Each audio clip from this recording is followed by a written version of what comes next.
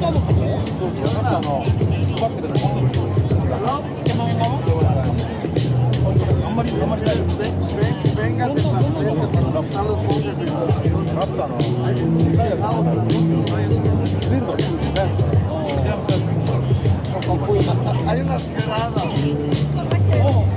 でもチームのやつだ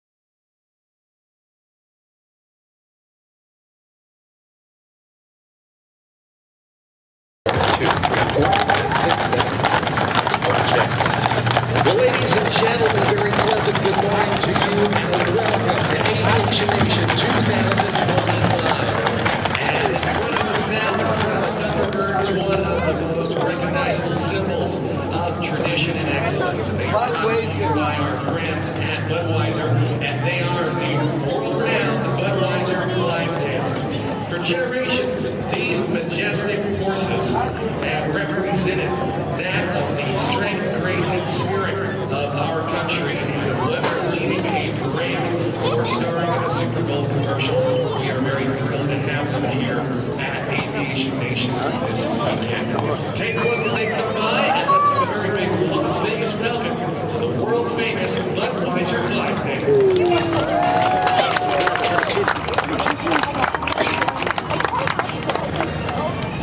If I just do it more,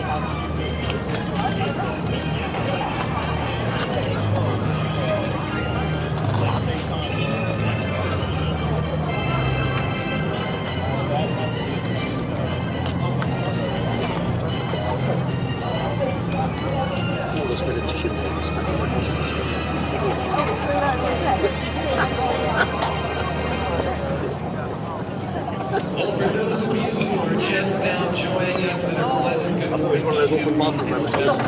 Nellis Air Forece Base 2025 Aviation Nation Air Show. My name is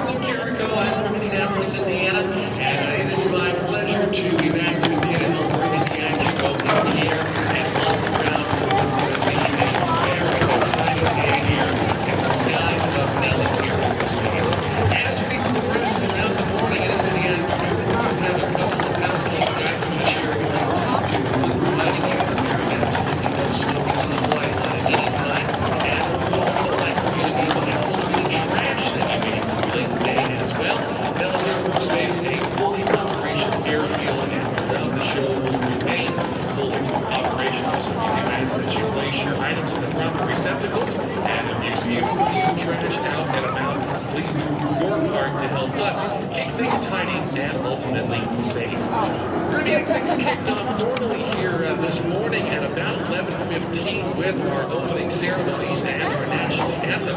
They'll be followed by a nearly 5-hour flying display featuring some of the world's finest aerobatic aviators, impressive vintage and modern military hardware, and of course, the United States Air Force Air Demonstration Squadron. We've got an outstanding lineup of military and civilian displays on the schedule today, and we are so thrilled you decided to spend your Sunday with us. So in the meantime, I hope you find time to find an opportunity to browse the show grounds, check out the static displays, see all of the vendors and exhibitors on site, and make yourself comfortable as we enjoy this, our Sunday edition of Aviation Nation.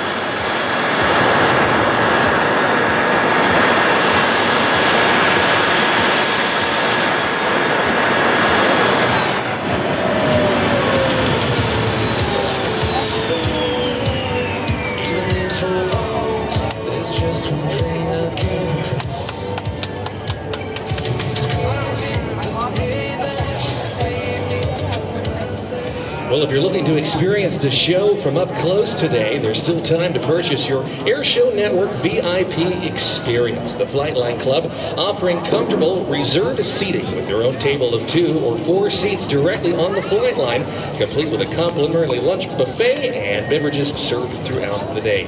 Premium box seats offer a dedicated seat right on the flight line as well. They provide quick access to the concessions and dedicated restrooms. Both offer come and go access throughout the day, and great seats are still available. You can purchase your tickets at aviationnationlv.com or by visiting the entrance of these locations located near the blue feathered flags.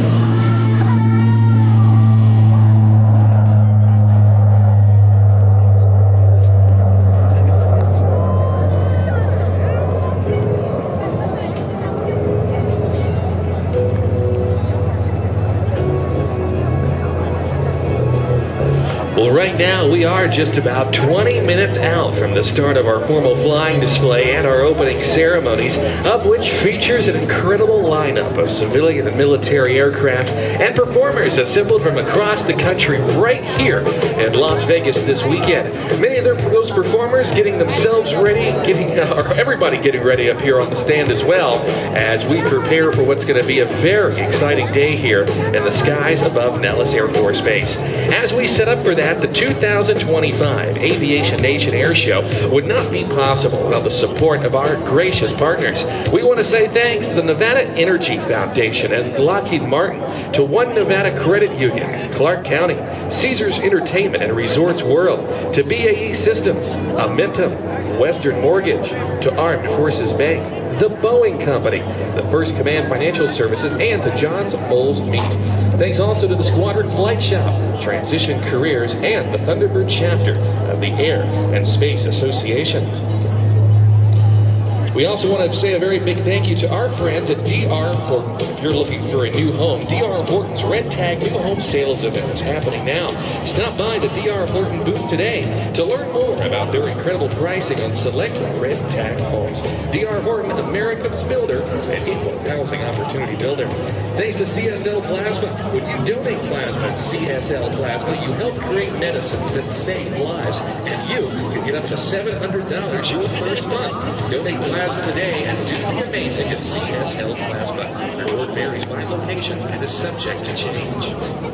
Thanks to Aerotech, a provider of the Desert Lightning magazine, and the RMI Air Force Exchange Service. Stop by their table today to check out their exclusive Aviation Nation Air Show. A perfect way to remember this incredible event. AAFE has proudly served the military community and been doing so for 125 years. We say thanks to all of our partners for their continued support of the Aviation Nation Air Show.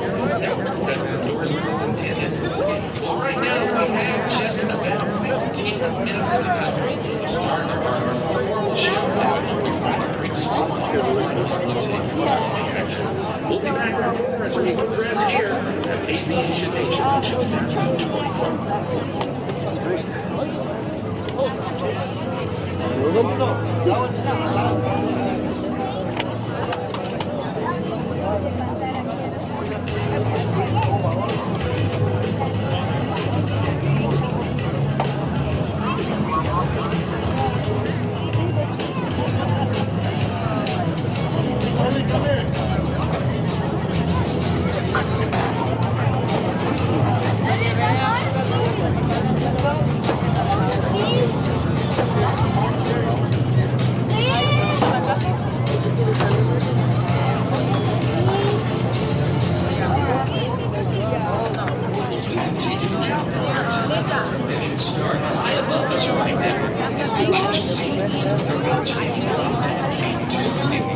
this weekend by the Misty Blues and all of the Skydiving team.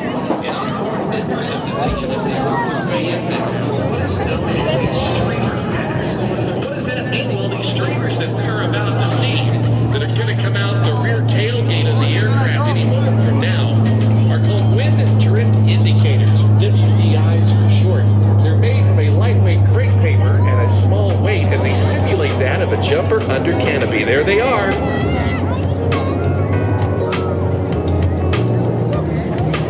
These streamers provide a visual representation for the jumpers on board the Combat King 2 in order for them to gauge wind speed and direction and how that changes as they work their way down from altitude.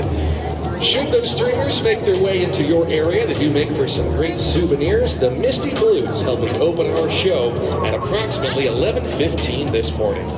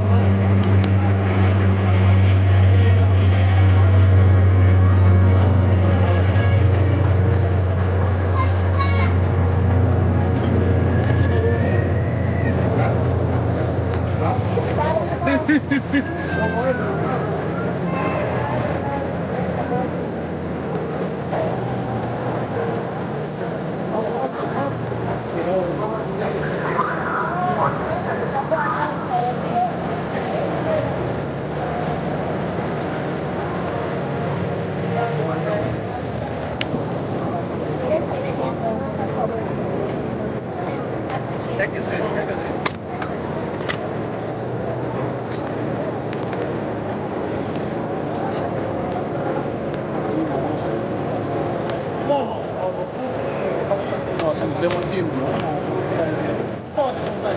現金額があるかどうかっていうのを見てたんだけど、なかったんで。で、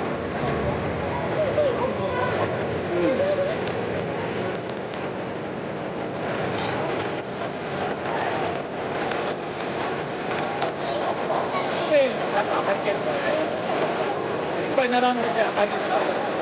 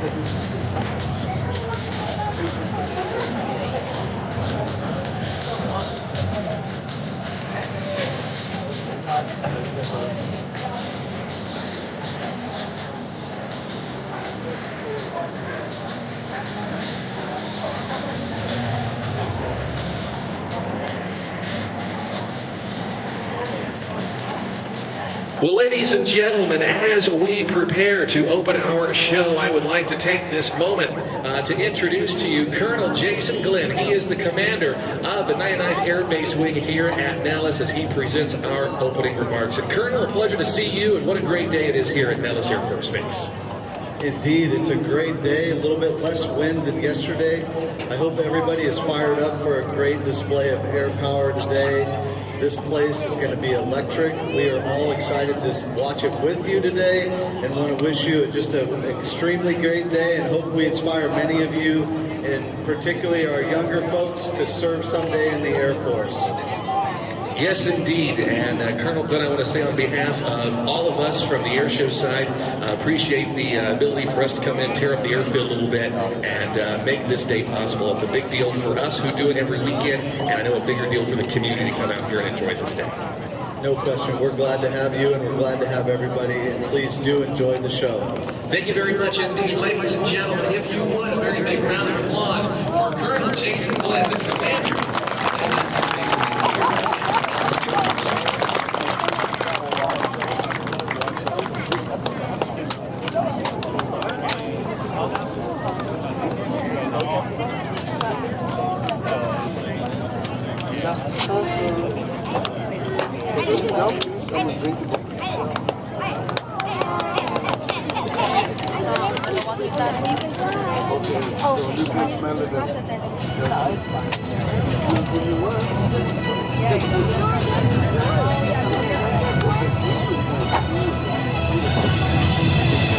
Ladies and gentlemen, boys and girls, a very pleasant good morning to each and every one of you. And on behalf of the men and women of Nellis Air Forece Base and the entirety of our air show production team, the warmest of welcomes to the 2025 Aviation Nation Air Show.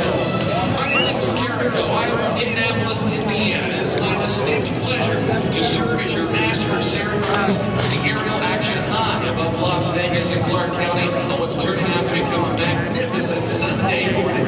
In just a few moments, you're going to see some of the world's greatest aviators as we set the stage, the open sky, for one of America's finest aerial events at a show unmatched anyplace else in the country this weekend. On today's show, we will see the members of the Misty Blues all-women skydiving team as they help open our show with our American flags in tow. Aerobatic performers Kirby Chambliss, Bill Stein, Stephen Covington, and the Undaunted Air Show's team are here as they each fly with their opening grand aerobatic flight. We'll witness Jerry Conley and the Half-Life Vampire, Vicky Benzing and the A-51 Mustang, and the combined arms demonstration will take place highlighting the mission of Nellis Air Forece Base.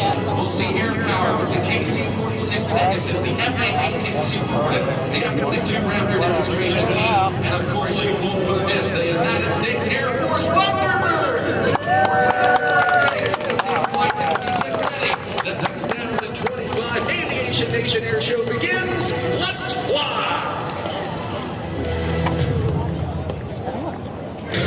Our eyes to the skies now as inbound to show center are members of the Misty Blues all-women skydiving team. They're on board the HC-130J Super Hercules known as the Combat King II, and very shortly we'll be welcoming in our first jumpers, that of Amanda Scheffler, Joe Beck, and Sarah Burris to officially open today's show. They'll be flying in our stars and stripes under canopy as we honor America and honor the men and women who serve beneath that flag with our traditional air show opening. Of the nearly 35,000 active skydivers in North America today, less than 12% of them are women. These courageous ladies that we're about to see come from all across the United States to demonstrate their skills as role models for younger generations. First established back in 1986, we will see 2 jumps from the team as we now have a hot target and we are just seconds away. On board, one last check of the parachutes, one last check of the winds, and one last check of the drop zone as our HC-130 is at an altitude of some 6,000 feet above the ground. We now have jumpers away, ladies and gentlemen, coming earthward now at full free fall speeds in excess of some 120 miles an hour. That's Amanda Scheffler, Joe Beck, and Sarah Burris, and what a view they have. At a predetermined altitude, they pull on a small leather ball located by their left hips and deploy these high-flying pink and blue canopies of the all-woman skydiving team, the Misty Blues.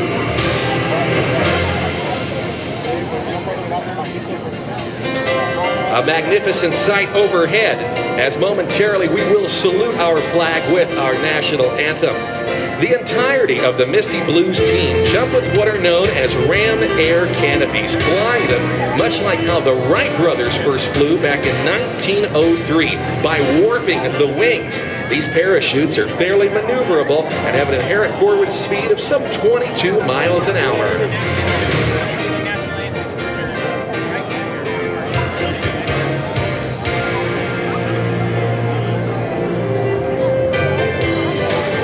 As Amanda, Joe, and Sarah continue to work their way down to our left, flying these ram air parachutes, well, it's fairly simple. To turn left, they pull down on the left steering line. To turn right, they pull down on the right steering line. And as these ladies work their way into the target area, they will pull down on both steering lines simultaneously for the slowest and safest possible landing.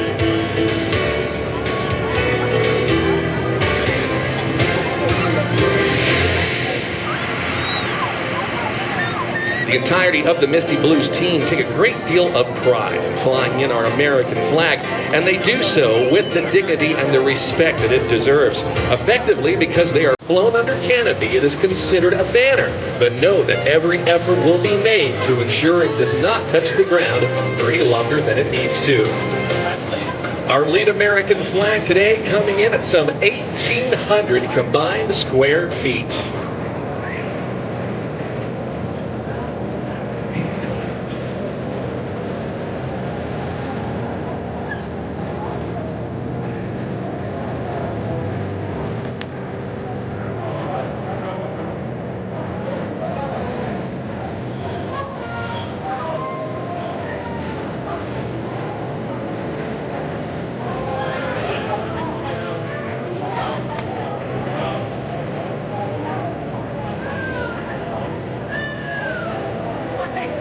And now, ladies and gentlemen, if you are within the sound of my voice and you are able, if you would, please stand and come to attention as we welcome Staff Sergeant Alicia Council in the singing of our national anthem.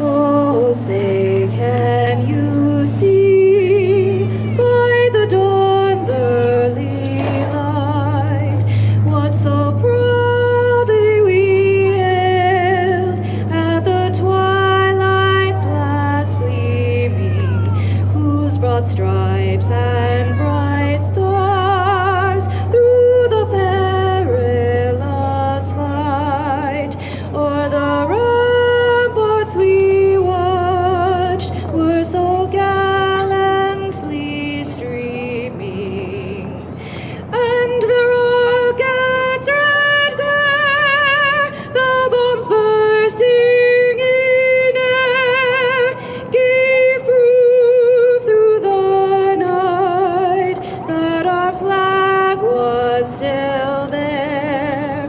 Oh, say does that star-spangled banner yet wave o'er the land of the free and the home of the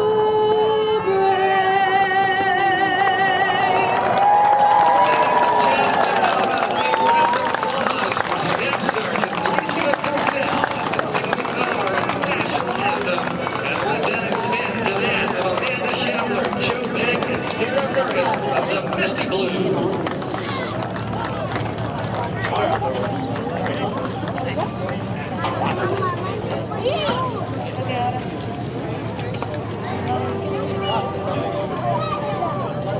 With our first three jumpers safely on the ground, we now bring to you additional members of the Misty Blues Ballroom Skydiving team.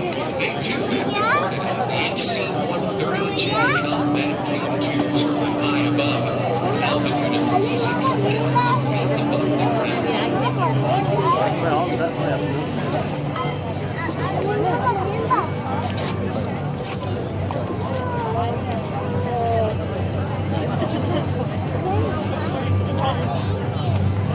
We are going to be welcoming next to Nellis Air Forece Base from high overhead that of Crystal Tebow, Cindy Irish, Stacy Roberts, and Mary Cosmic. They work their way about Skydiving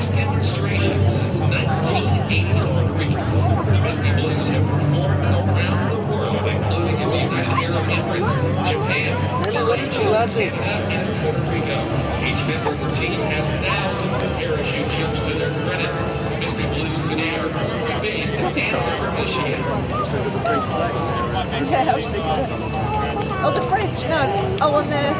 Kristen Tebow will be flying in the Twinkle banner high overhead. It comes in at some 20 feet by 80 feet and is made from the same laminate material as their parachutes. The team loves how it twinkles in the sunshine. Cindy Irish is one of the magic members of the team. She is jumping the Smiley banner, coming in at a whopping 1,600 square feet. The Misty Blues remind you to smile. It's a happy day.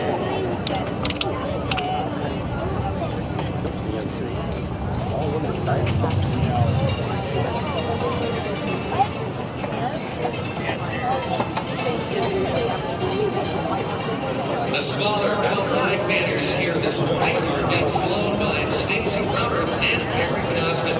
As they continue to work their way down from altitude, Kristen, Sydney, Stacey, and Mary must maintain and gain further separation to allow for individual approaches into the target area. This is accomplished by pulling down on the front part of the parachute at spiral angles into speeds in excess of some 40 miles an hour. It helps them set up into a traffic pattern, much like how you see aircraft at a busy airport.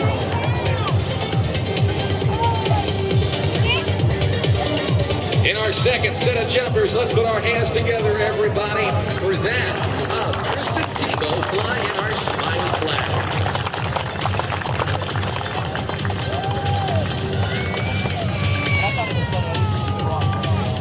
The jumpers of the Misty Blues parachute team come from all walks of life. Members of the team are pipe fitters, welding instructors, financial analysts, math instructors, civil and aerospace engineers, farmers, geologists, and marine designers. Currently, 10 skydivers on the demonstration team.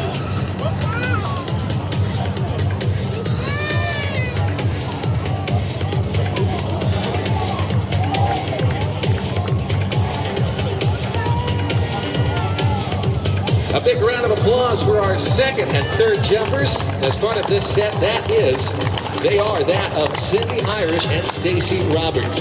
Mary Cosman now working her way in from altitude as she continues to work that ram air canopy. You will see that it in fact actually has two different airfoils, a top wing and a bottom wing with some tunnels that actually go in between. It's a far cry from the round canopies of World War II. Skydiving becoming the extreme sport now of the 21st century.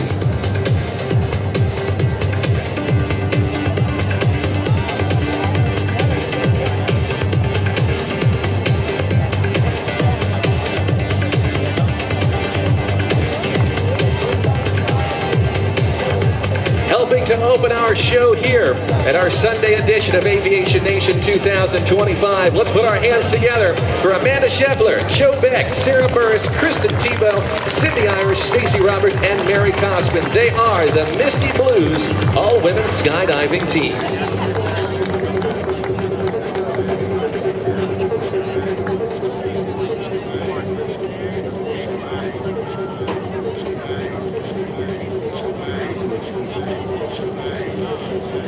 Well, with our jumpers safely on the ground, we're about to get a flyby review of the aircraft that brought them to over a mile above the earth, and that is the Lockheed Martin HC-130J Combat King II.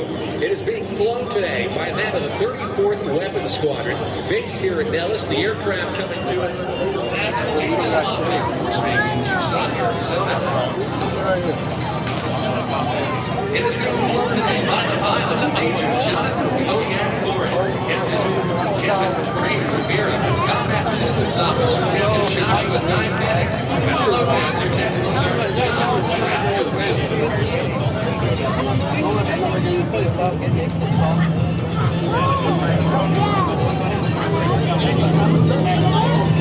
On the right, here it is, the HC-130J Combat King II.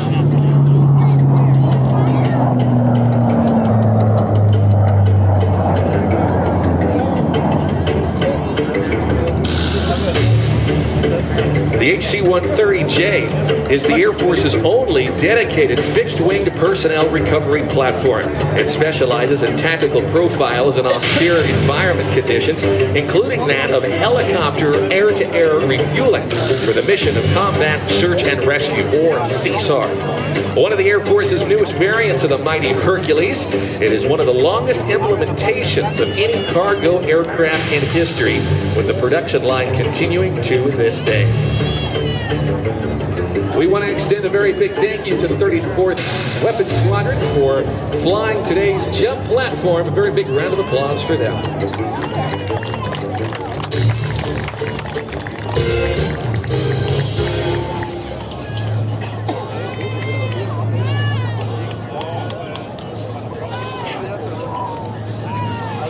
Well, it is so great to look out and see so many of you joining us on this beautiful Sunday morning for Aviation Nation 2025. In just a moment, we're going to be recovering the HC-130J as our aerial action continues to get us started here on what's going to be a splendid flying display of some very impressive performers and aircraft. In just a few moments, we're going to be welcoming to our show pilots Stephen Christopher and Todd Rudberg, and they come together to create that of the Undaunted Air Show's team. Over the course of the next couple of minutes, we're going to see the performance of formation aerobatics and opposition flying, inspired by the legendary aerobatic teams of the U.S. Navy Blue Angels, the Air Force Thunderbirds, and the Royal Canadian Forces Snowbirds. Flying their two main RV aircraft, some of the most popular and successful lines of home-built experimental aircraft. We're about to see this display by these two gentlemen in one of the most highest tempo air show routines on the circuit. This team was founded back in 2020 when Stein and Todd to refine their formation skills, and what began as a simple formation evolved into a complex series of maneuvers, eventually leading to the development of a full air show routine. Today, the Undaunted team is known for shredding the box with their high-speed passes and formation maneuvers and synchronized aerobatics.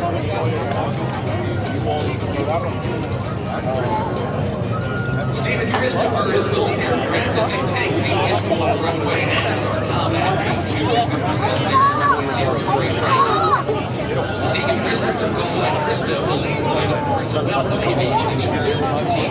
He has spent some 17 years flying bush planes up in Alaska and has developed international aviation refueling aircraft as well. This has earned a 7-8 goal himself. He later competed for the national championship air races, and he has over 3,000 hours of flight time. Todd Rudberg is on the right wing position today, and he has been immersed in aviation since his infancy. Todd's father, Bill, would take him flying as a kid. As the family aircraft and knowing sending Todd up to become a record-breaking aviator. It was in 2019 that Todd qualified his RVA at an astonishing 277 miles an hour at those air races, the national championships in Rhino, and setting the record for the fastest ever lap flown in an RV airplane. He's also a physics engineer and played a big role in the development of the Boeing 777 and the 787 Dreamliner.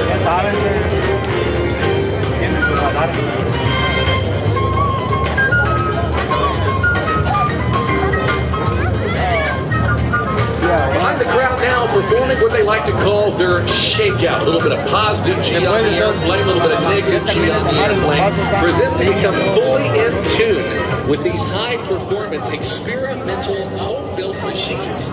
Capable of over 200 miles an hour, every economical 70 hours per altitude cruise. We're about to see a display of formation aerobatics as they're found behind the two airplanes. Y luego a lo último le digo que mi tráfico agarré to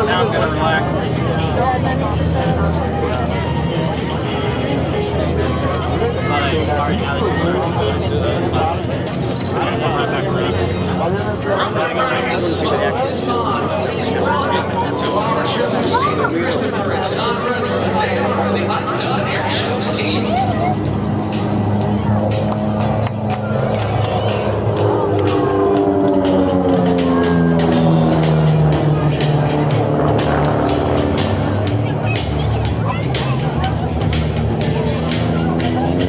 Up and over the top for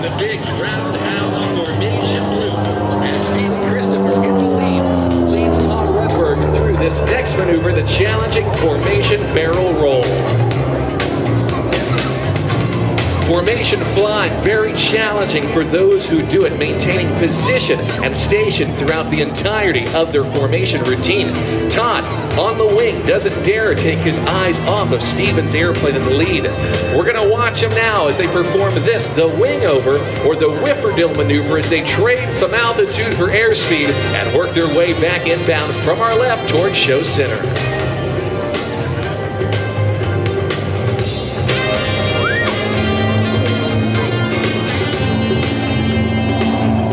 We're going to watch now to the left as they ease the sticks back into their laps and they perform this, yet another vertical formation loop.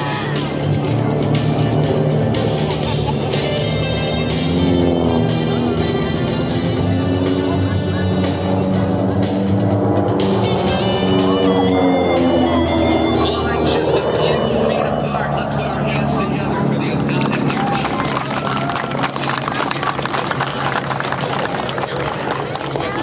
The Undaunted Air Show's team of inspiration actually stems from a deep history of aviation flight, initially developed to maximize combat efficiency. Aviation flying has since become a staple of military aviation, serving many strategic and tactical purposes. We're going to watch now for the bottom-up pass as they work their way to the back stretch of the aerobatic box as they set up for a maneuver they like to call the switchblade. Cameras at the ready, and there's the cross.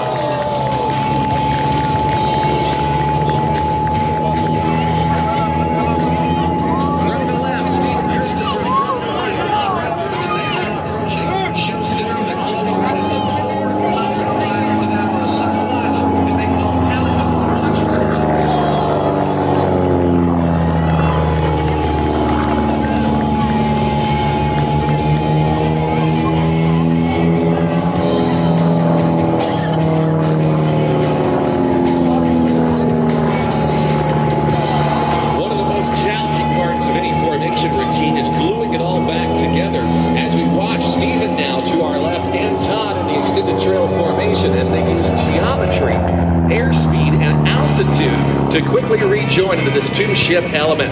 It is the flight leader's job to fly the formation and to fly it well, flying the formation as one, being deliberate and smooth on the controls. The wingman's job to remain symmetrical, and of course Todd doing quite a bit of continual control inputs in order to maintain station on the leader. Performing this now, another wing over maneuver to our left. We're going to watch as Steven and Todd approach once again as they set up this time for this, the vertical split.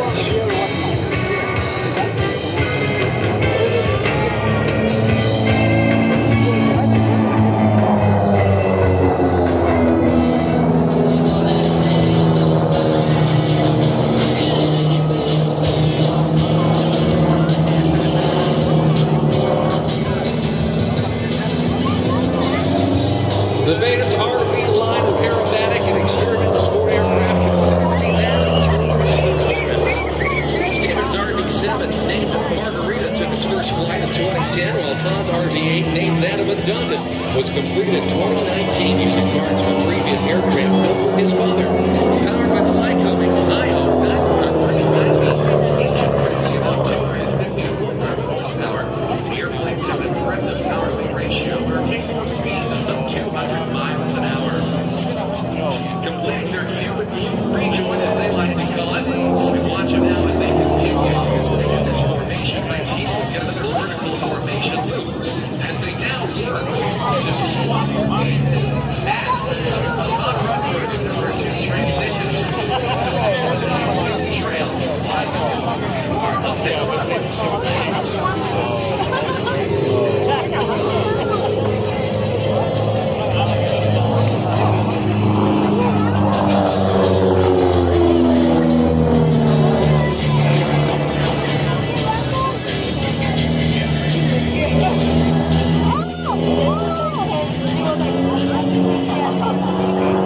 And exiting the in-trail loop for the Undaunted Air Show's signature, they like to call the Mr. Twister, as they now work their way off to Air Show left. How about a big round of applause, everybody, for the Undaunted Air Show's team.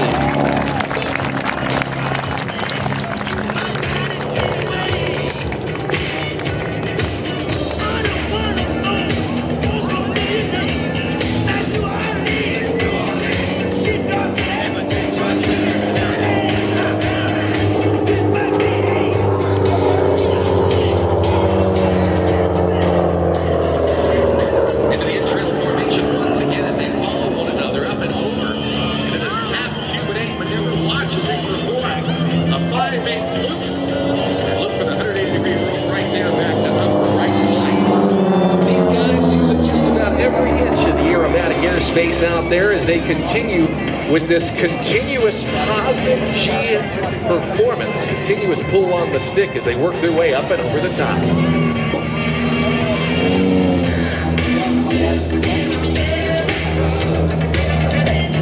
Undaunted Air Shows is proud to be supported by Lycon Aircraft Engine, a trusted name in the high-performance aviation power business. Based in Visalia, California, Lycon provides engines from everything from everyday family aircraft to record-breaking air show machines. Their expertise is evident in Todd's RV-8, which he later achieved its historic Rio air race record, thanks to the power and precision of a Lycon-tuned Lyconic motor. In this next sequence of maneuvers, we watch as they actually swap positions here as Steven flies the wing and Todd flying lead as they keep it going all the way through.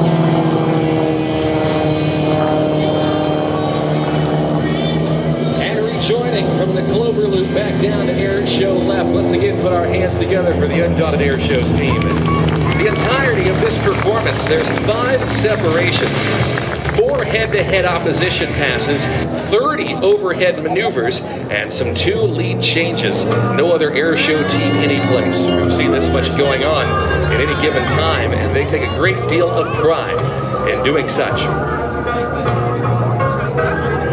Stephen and Todd would like to extend a very big thank you to the Aviation Nation Air Show team for the invitation to fly for you this weekend, and to the great people of Las Vegas and Nevada for their outstanding hospitality as well.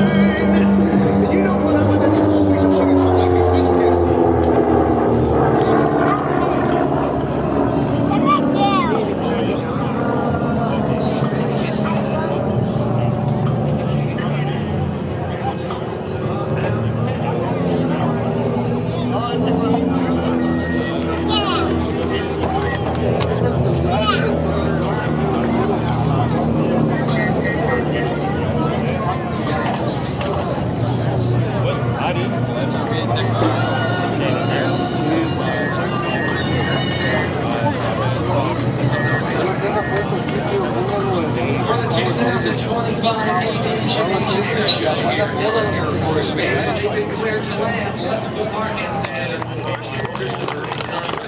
They are the Undaunted Air Show's team.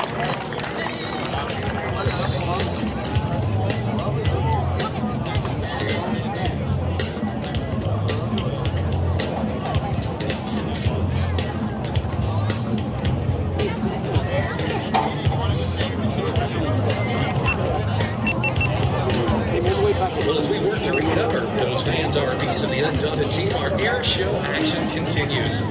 We want to let you know if you're looking to enhance your experience here today and enjoy some nice hospitality as well, you can actually upgrade your experience with the Air Show Network VIP experience. The Flight Line Club offering comfortable reserved seating with your own table of 2 or 4 seats directly on the flight line, complete with a complimentary lunch buffet and beverages served throughout the day. Premium box seats also offer a dedicated seat right on the flight line with quick access to concessions and dedicated restrooms. Both offer come-and-go access all day, and great seats are still available. You can purchase your tickets at aviationnationlb.com or by visiting the entrance by the Blue Feather Flag.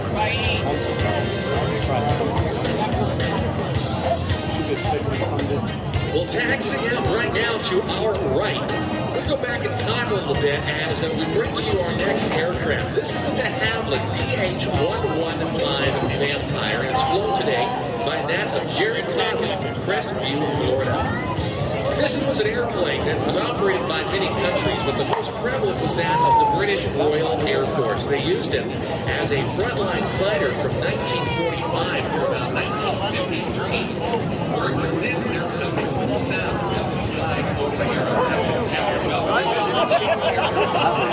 and ultimately that commercial aircraft. With the introduction of jet technology during World War II, particularly with the Germans and the German Air Force and their development of the ME-262, the British were developing their own jet aircraft and the Vampire was that. However, the jet technology still over 33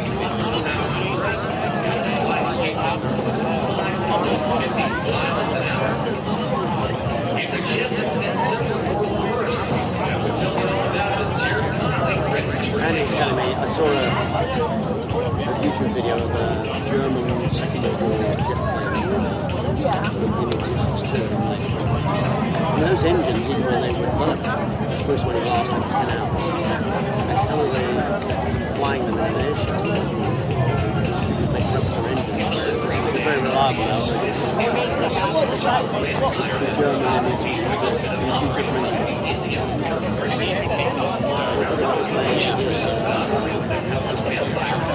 This jet today is civilian owned and is one of many vampires that Jerry originally planned. He told us about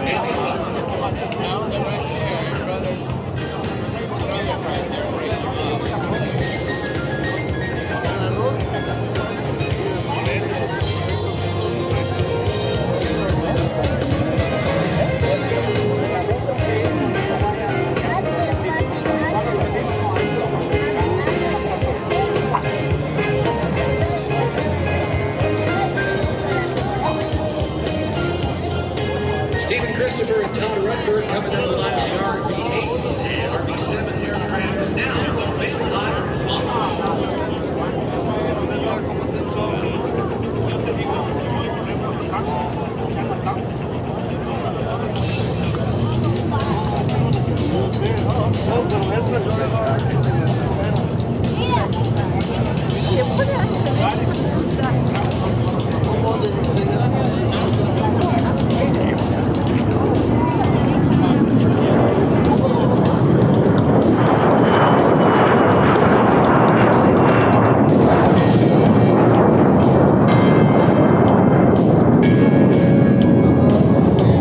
British-built aircraft, designed and manufactured by the de Havilland Company. The Vampire was built to harness the groundbreaking technology of jet-powered flight.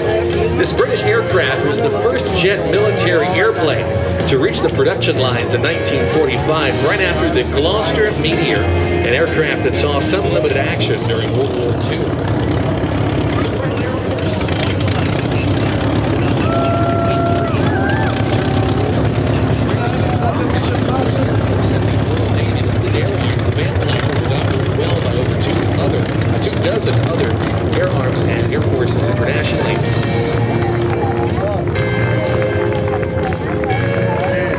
Jerry now continues to climb to our left.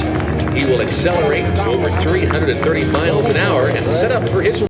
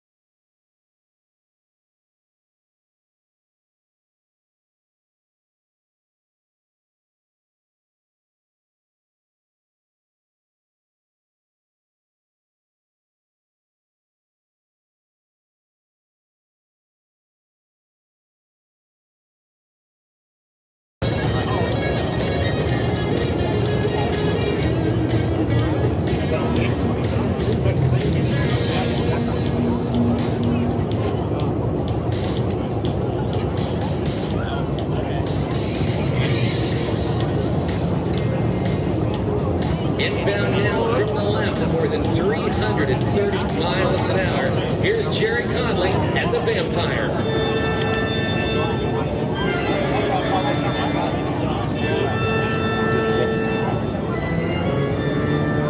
There it comes.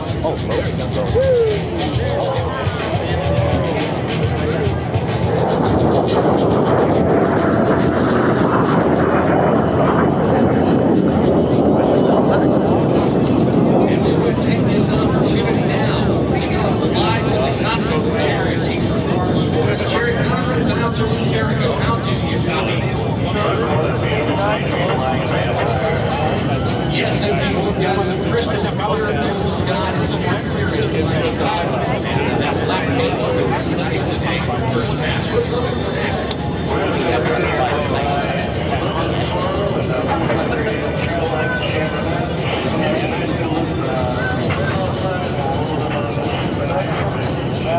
Now, this is a very impressive aircraft after its introduction, reaching a top speed of some 550 miles an hour, and was an aircraft too that set many world records.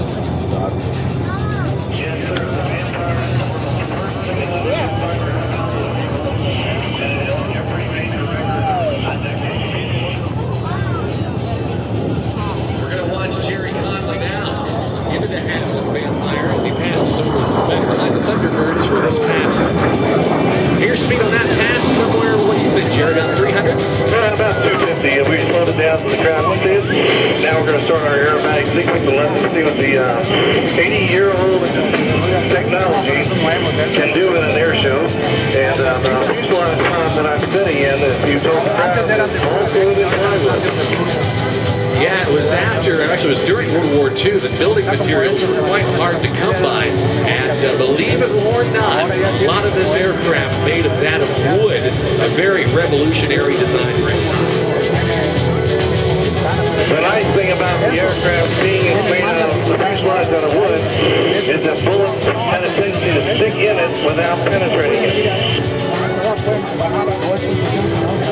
And of course, the Vampire was indeed a lethal fighter with some 4 20-millimeter cannons, a total of 600 rounds, and could carry up to 8 air-to-ground rockets or 2 500-pound bombs. You watch Jerry Conley now in position as he completes this. The big barrel roll shows.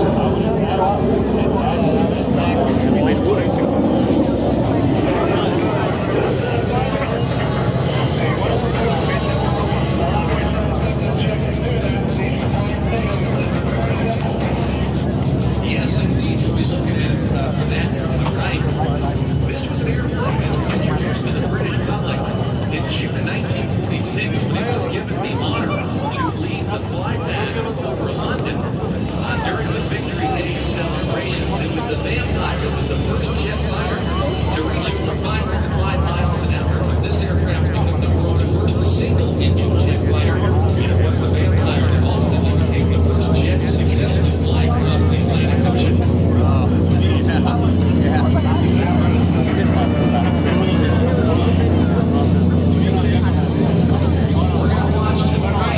As he sets up for this forward-point hesitation roll, let's watch as Jerry stops the aircraft now and increases with the full 360-degree rolling maneuver.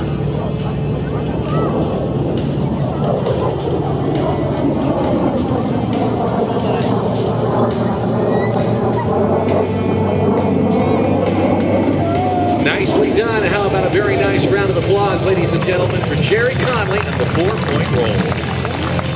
Now look, we're going to give the audience a little bit of a demonstration of the power of the Vampire. Now remember, this is an aircraft that was designed and built during the middle of World War II.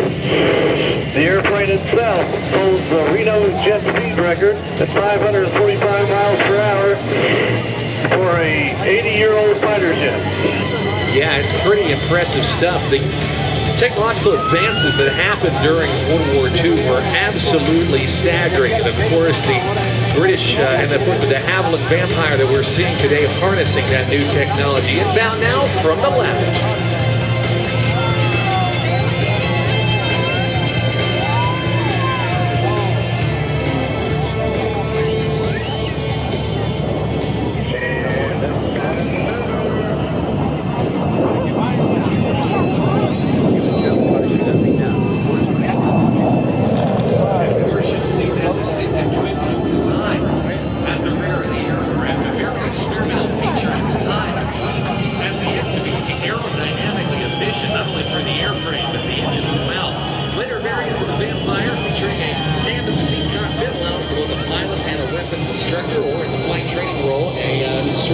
student. And depending on whose history book you read, somewhere around 4,000 of these vampires were produced. And now, wash and repeat. Do it from the other side. Jerry is now performing this maneuver called the Cuban 8. Now we're crossing over the top about 175 knots. Let her fall the 45 down line and roll her back to the show center. It was a maneuver that was invented much by accident back in the 1930s by a guy named Lynn Povey. He was an American pilot training the Cuban Air Force, and he was performing an aerobatic demonstration at the Miami Air Races, pulled up into a loop and realized...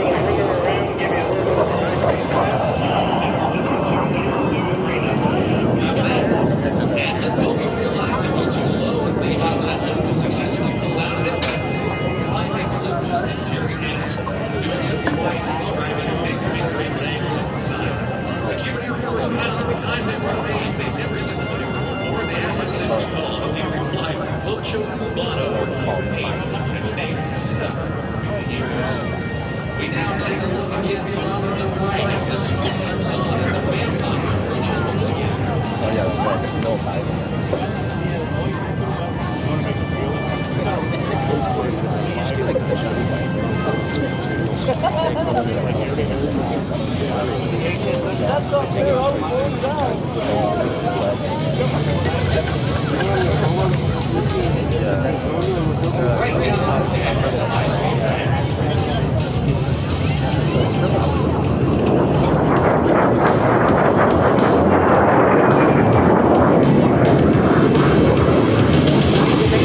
One of the world's first ever jet combat aircraft. What do you think, Nellis Air Forece Base? Let's put our hands together for Jerry Conley and the Vampire.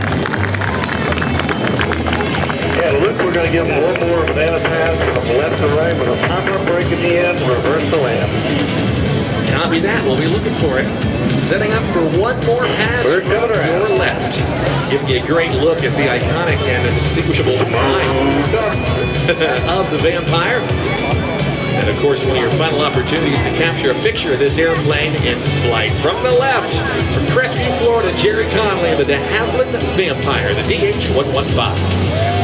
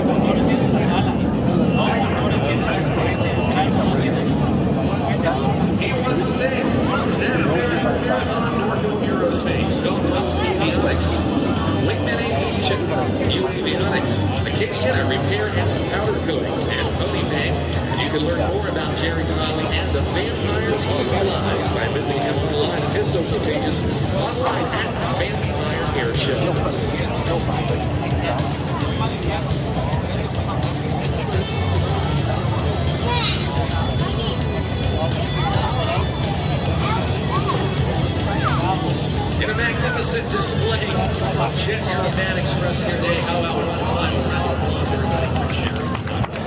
He's going to recover at our air show this year, our 7th edition of Aviation Nation 2025. As you continue to enjoy the day, we're reminding you to use the official hashtag, and that is hashtag Aviation Nation on all your social media posts and Twitter, Facebook, or X, or Instagram, we would love to see your content, your pictures and videos, especially as the show is so be sure to hashtag Aviation Nation. And if you have to reach out to, I'd love to see you connect with me on the social medias at Air Show. Well, in just a moment, we're going to recover the Vampire and you will see some additional vintage military aircraft way out the runway in front of us. They are aircraft from Southern California wing of the Covington Air Force Base out of Camarillo, California. And joining us for today's show are three very relevant two aircraft. The first of which is the AT-6 Texan AT-6 base trainer. One of the real weapons tipped down from Alaska. It was first called the Light Maker. Trained to the down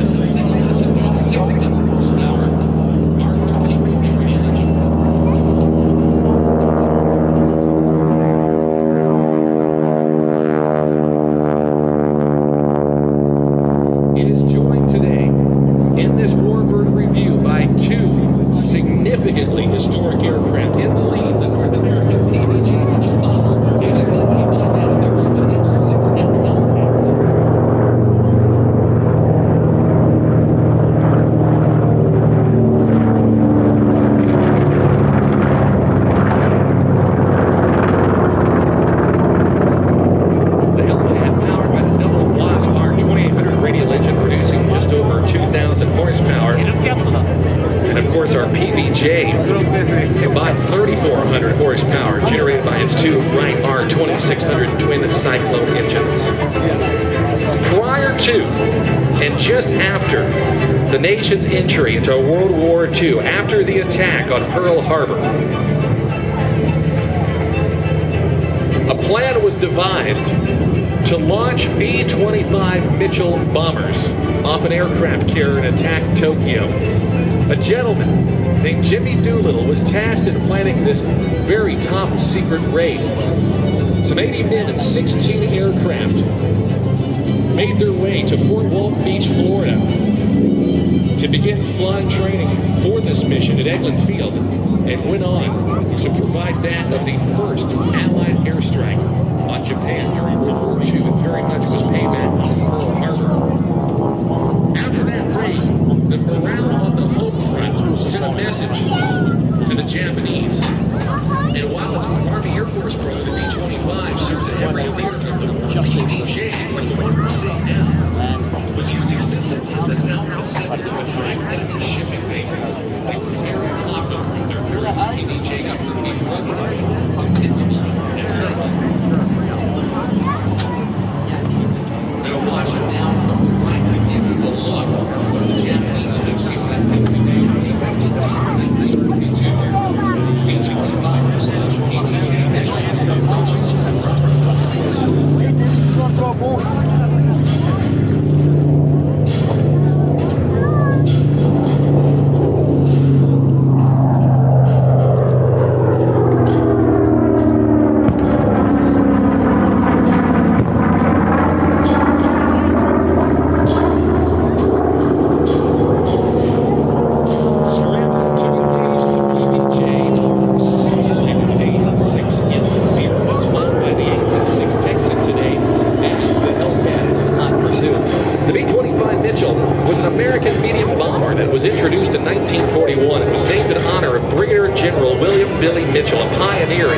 Military aviation. Used by the Allied Air Forces, the B-25 served at every theater of World War II, and after the war ended, many remained in service, operating across some 4 decades. Nearly 10,000 were built. Flying in a high combat air patrol over the PBJ, the Hellcat scanning the skies for trouble, and with the simulated Zero hot on the PBJ's tail, he better find some soon.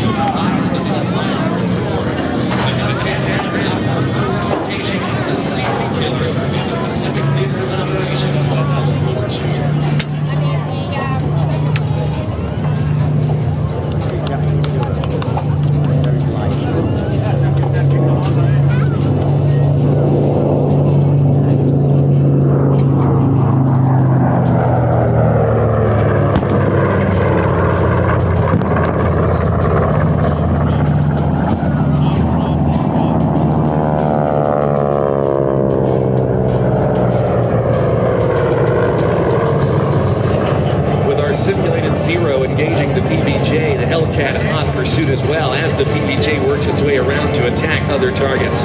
This particular PBJ was completed in March of 1945 and was transferred to the U.S. Navy as bureau number 35857, a quick conversion from a B-25 to a PBJ.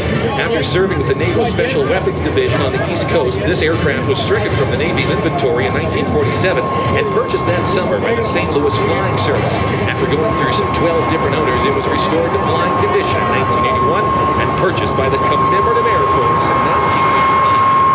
It is painted today in the colors of VAB 611.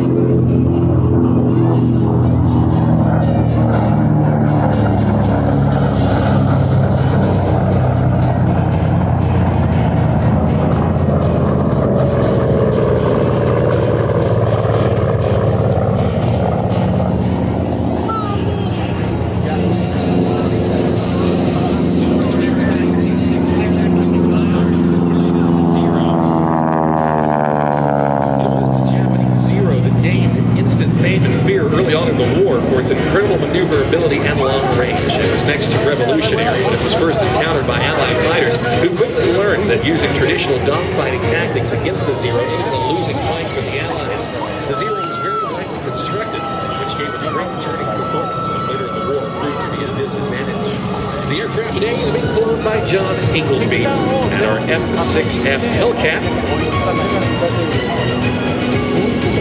being flown by Rob Lips-Kirkford.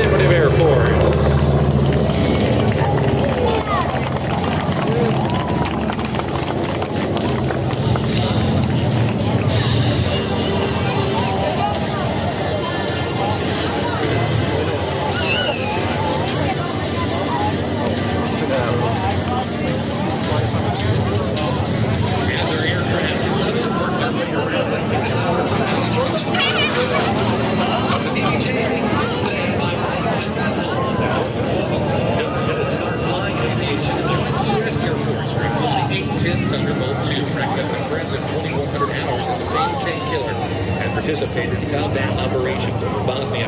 In addition to the PBJ, he's also checked out on many of the winged aircraft, including the Hellcat, their Zero, which unfortunately couldn't be with us this weekend due to some maintenance issues, and of course the Spitfire Mark 14. He is leading the flight, and again from the left, cameras at the ready.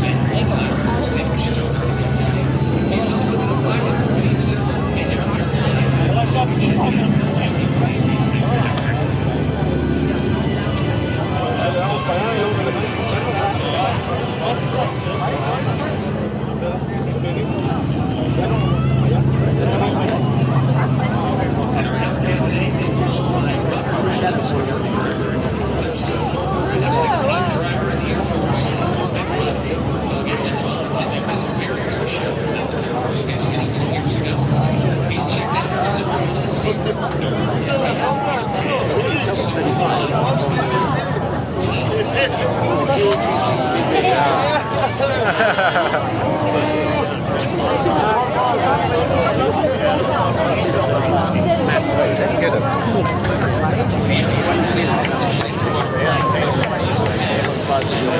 SoCal wing of the 33 Air Force is honored to be part of this delegation here in Nellis.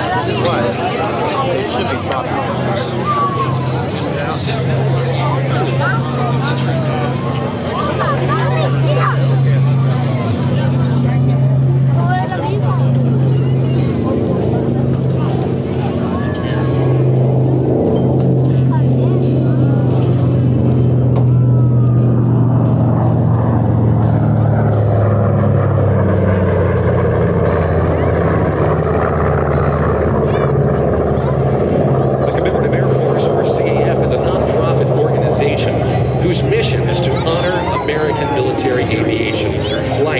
Exhibition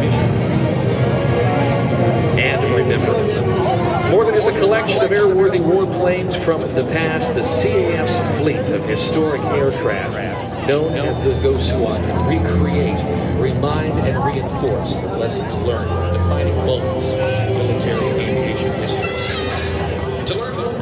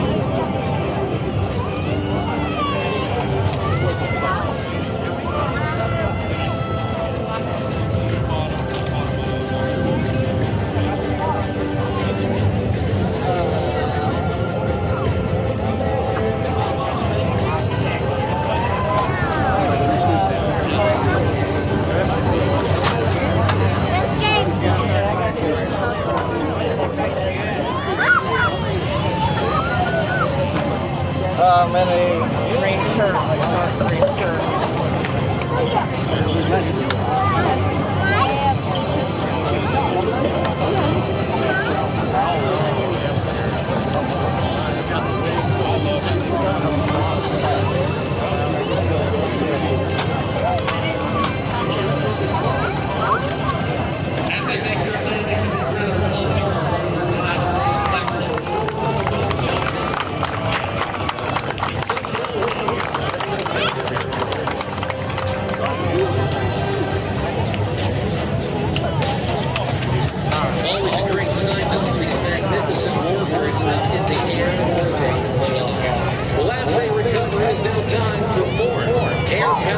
As we welcome next to our show from the United States Navy, the Boeing F-18 Super Hornet.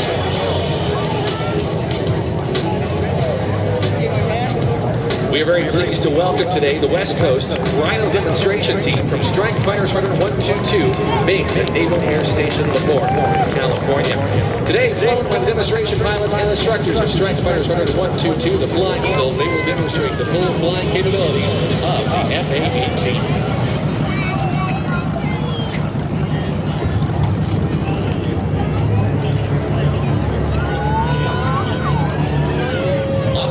United States Navy, Naval Air Station Lemoore, and the commander of Strike Fighter Wing Pacific, and the commanding officer of Strike Fighter Squadron 122, we are proud to present the West Coast F-18 Super Hornet flight demonstration. Intended to replace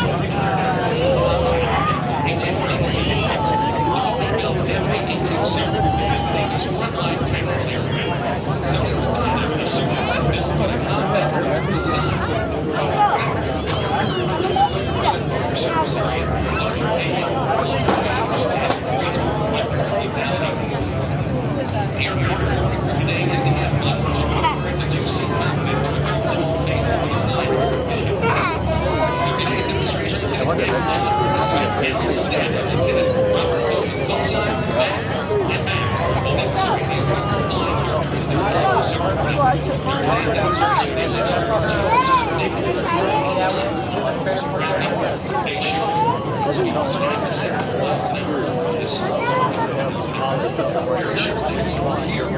Experience the rollout of two General Electric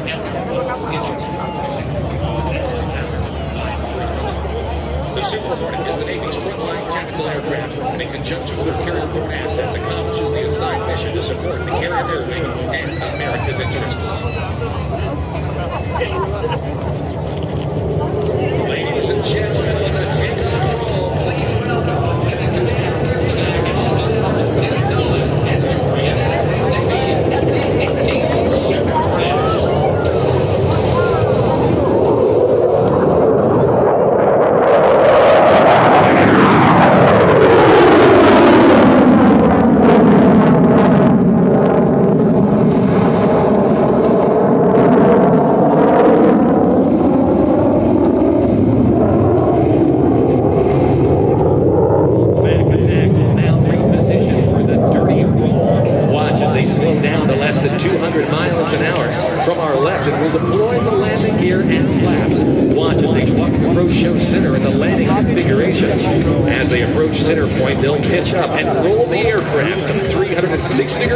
With the landing gear still extended.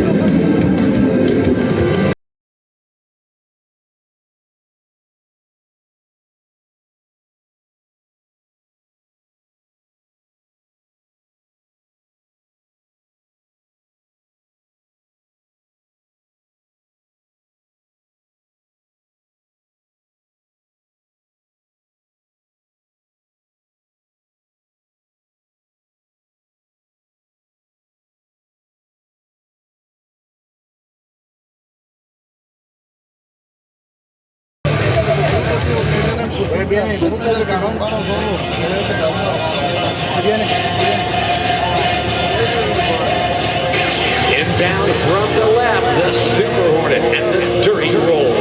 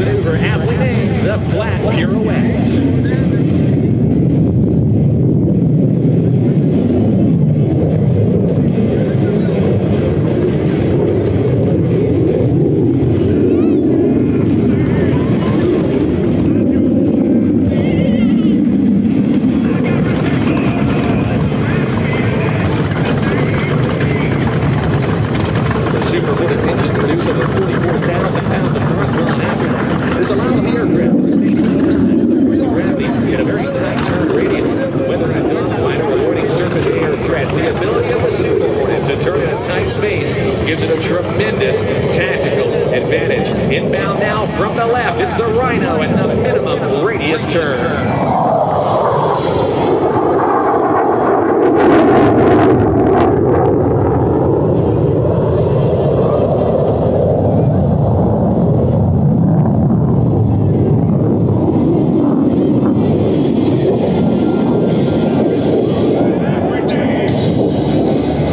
Completing the MRT back and back rescue, a vertical tail stand maneuver, seat out.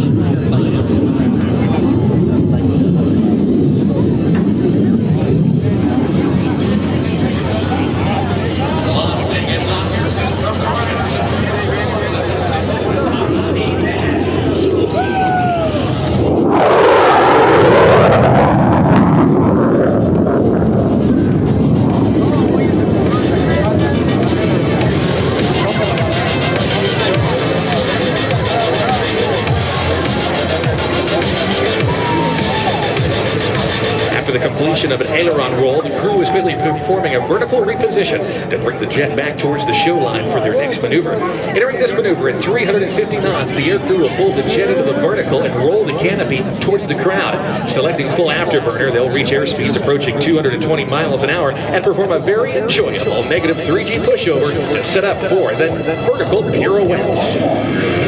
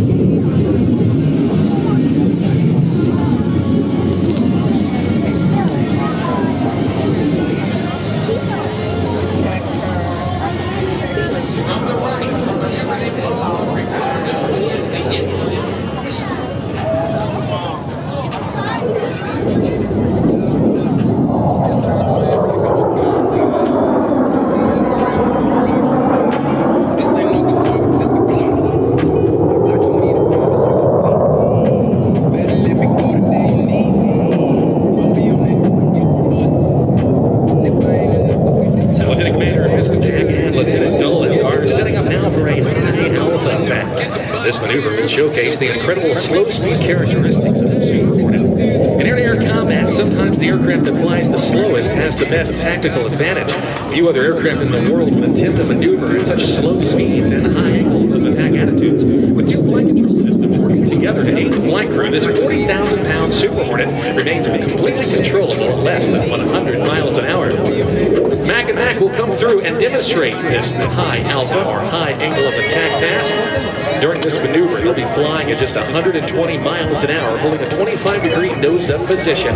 From the left, the high alpha pass. Mac and Mac, it's Luke Carrico here on the ground. How slow can you go?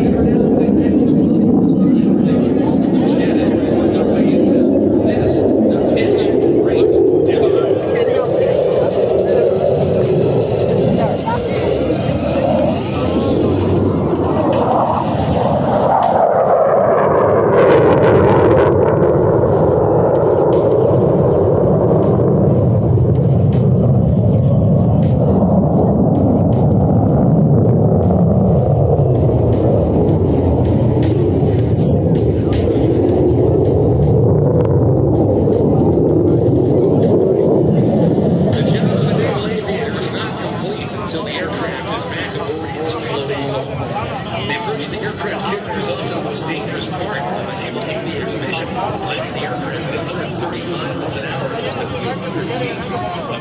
steel takes a great deal of concentration and effort.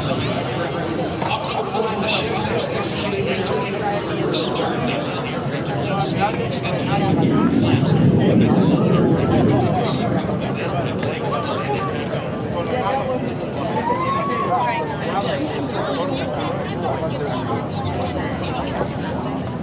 Nice. Yeah, we got it for that. What's that? Yeah, 273.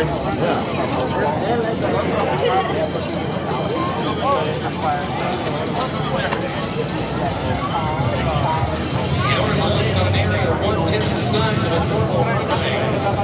Carrier aviators rush a touchdown between 4 wires stretched across the deck of the ship. Wave off, multiple.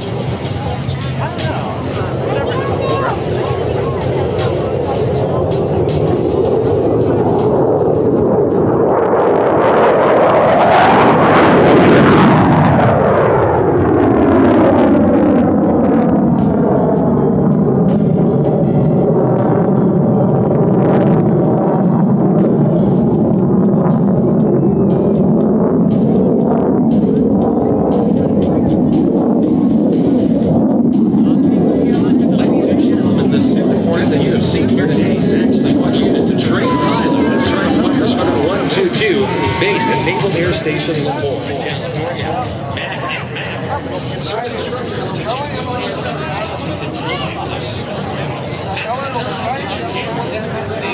sets up now for the final pass. Aircraft connection 690 turn from the right. That's a 360 miles an hour. Oh. I am too much. This is what it is. Ladies and gentlemen, behind the track, the Super Photo What? Oh!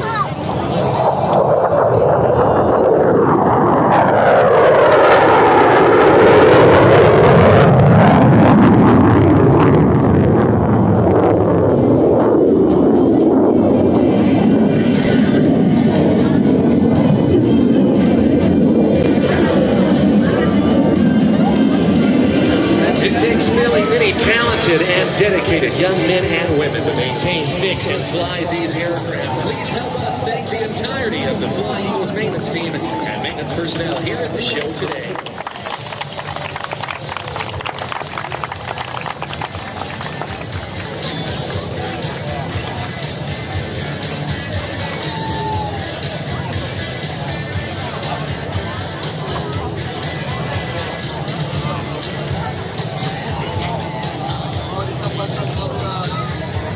Now, ladies and gentlemen, if you look out directly in front of you towards the mountains, you'll see a very nice air traffic control tower.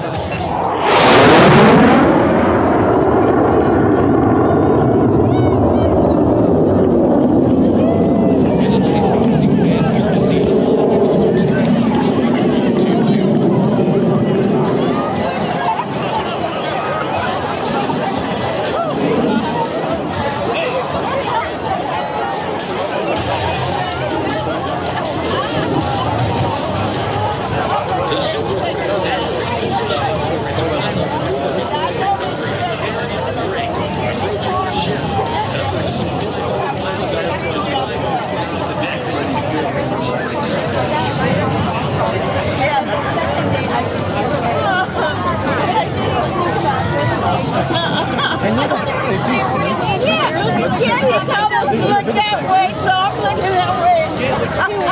He went this way. Right.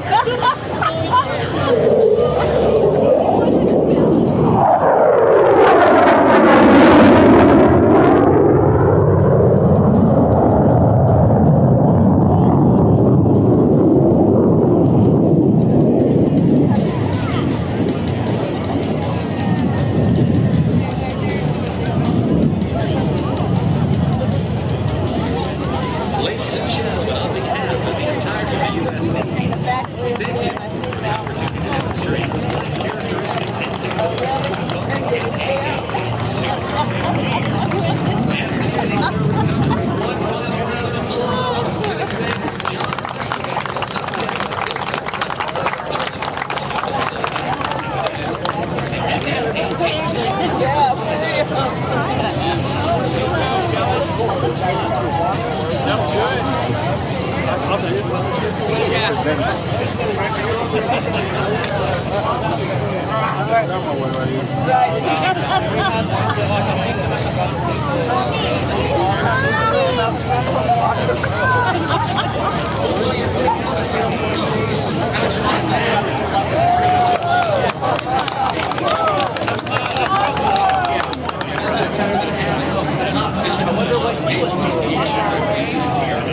Aviation Nation Air Show.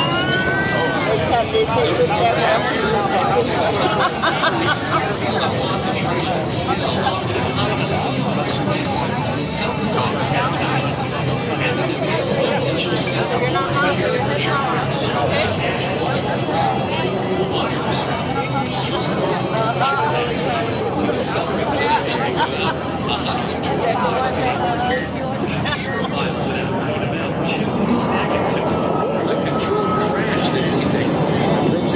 at an ascent rate of some 12 feet per second.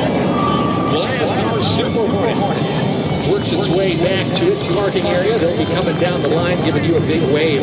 We again want to say a very big thank you to many of our partners who helped make this weekend possible. Thanks to AARP, fighting for the issues that affect you most right here in Nevada and all the way to Capitol Hill. These victories are game changers for more affordable health care and a brighter future for all of us. At AARP, they are proud to stand by you, and they'll keep fighting for what matters most here in Nevada and across the nation. Thanks also to the Clark County Family Services for lifting up this year's air show. Swing by their booth in the Kids Zone for a free souvenir photo. Find out how you can support local children and families through foster care. Our thanks to Clark County. We salute you. And a big shout out to our friends at the Formula One Las Vegas Grand Prix. They're located at the Inspired exhibit to the south end of the field.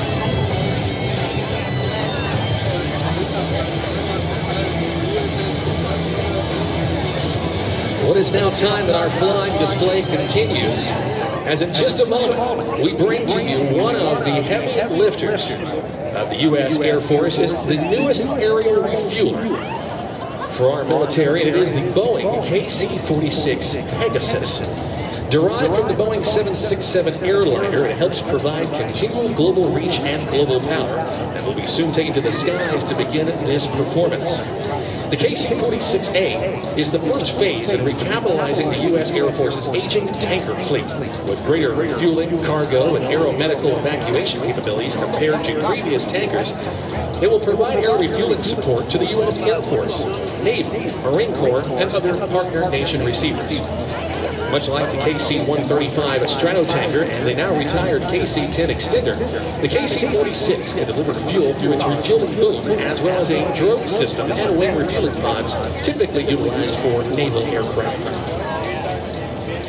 The first KC-46 was delivered to the Air Force in 2019, and the aircraft joins us today from the 56th Air Refueling Squadron, based at Altus Air Force Base in Oklahoma. 2025 is the inaugural year for the Air Force's KC-46 demonstration team. This week, the Air Force season marks the Air Force Base. Is there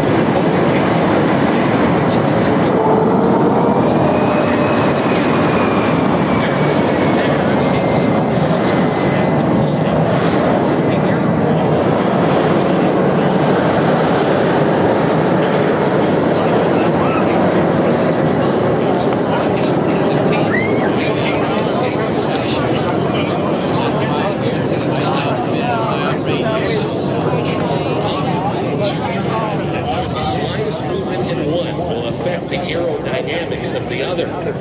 You can see them out in front of us now as they set up for this flyby from our right. Normally accomplished air-to-air refueling at upwards of some 20,000 feet. They're going to give you an amazing demonstration of this at just a mere 1,000 feet above the ground.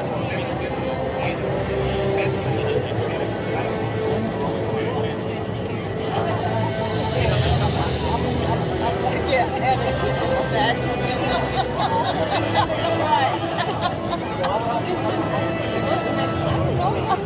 You can see the air refueling loop being extended now as the crew from the 56th Air Refueling Squadron and 730th Air Mobility Squadron running from a high-speed pass.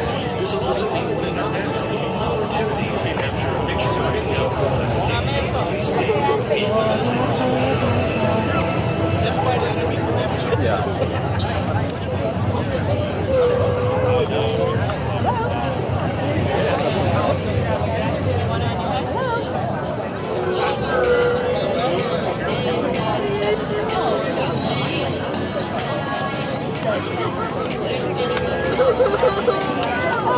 I could have thought, I guess.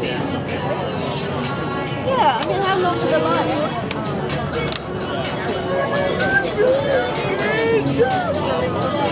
And what have you got?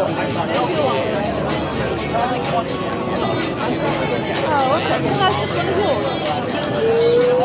Alright. Oh, I'm not totally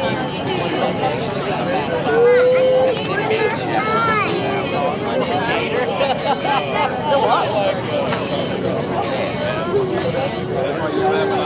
to the AC-46 and Pegasus.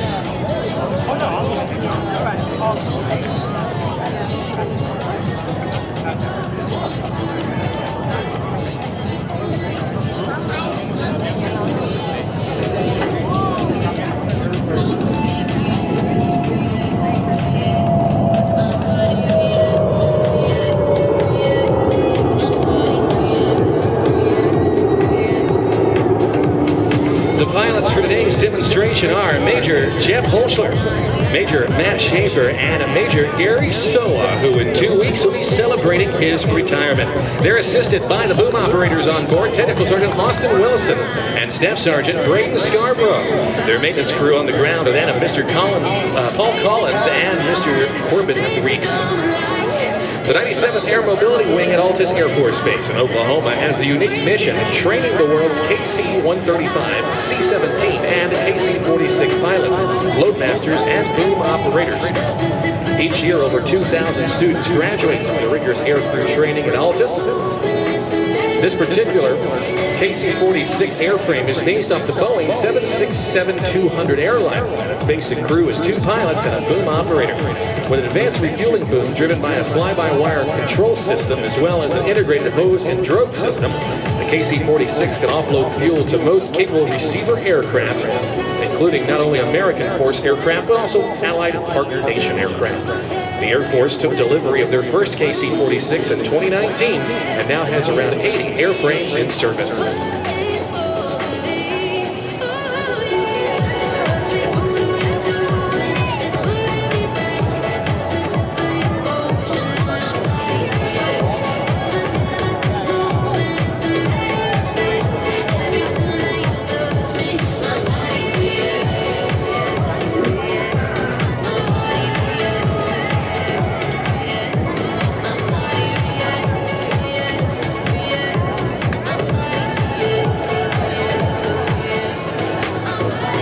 KC-46 is now maneuvering for a low-speed pass within about 10 feet of the runway surface. This landing demonstration is performed to show student pilots the proper landing picture for a safe touchdown.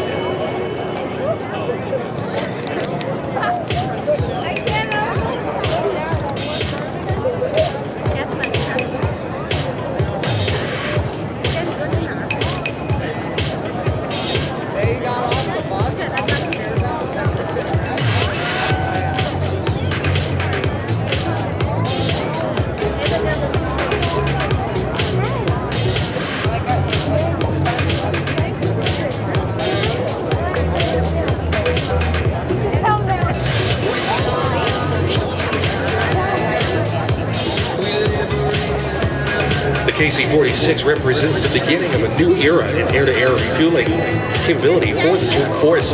The aircraft has been in development since February of 2011 and its initial flight occurred in December of 2014. The current contract with options provides Air Mobility Command an inventory of 179 KC-46A tankers. The first KC-46 was delivered to Conley Air Force Base in Kansas in January of 2019.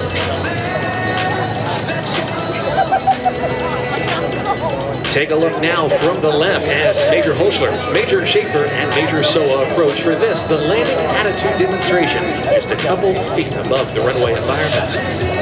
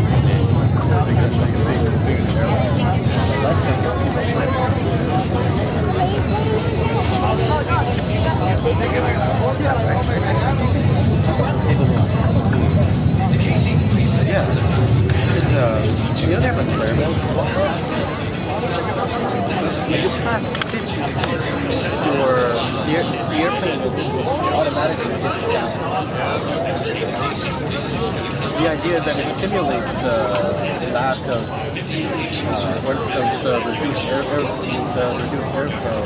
of weight that the pilot is pulling back on the range on the stick. I actually don't know what the heavy. Yeah, but then you have to turn off normal altogether. So then you have to manually pull.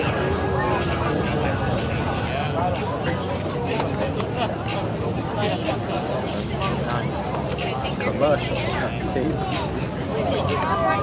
I wonder what the A-6400 is.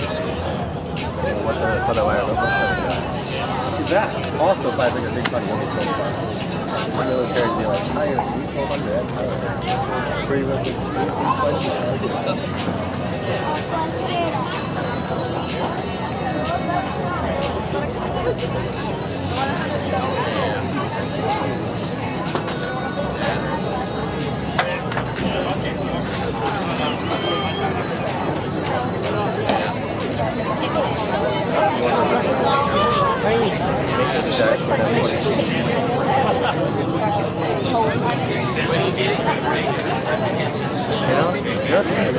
when the pilot goes on to the airplane, they have that all those stuff.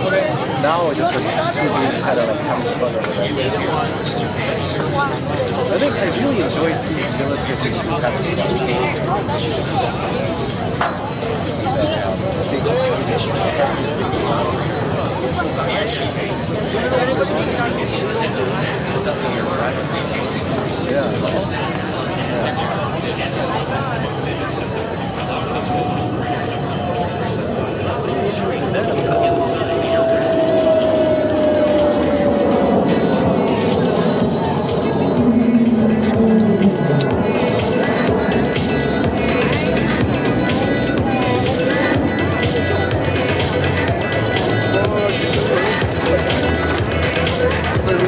Ellie, come in, mac and cheese. Do you like it? Let's do it.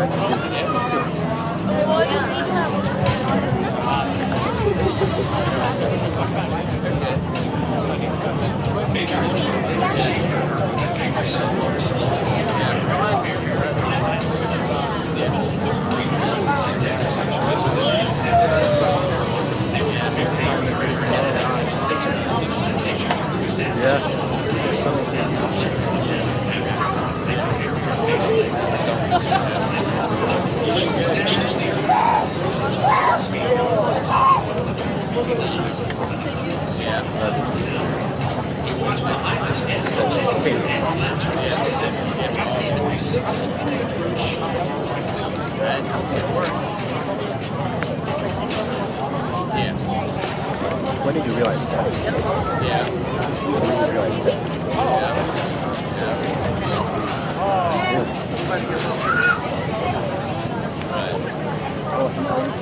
So the friend will go to then I think it's a week to read.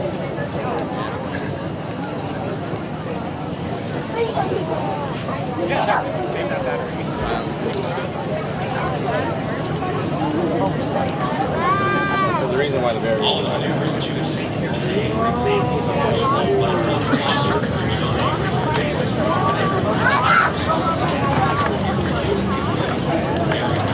They hope that you enjoy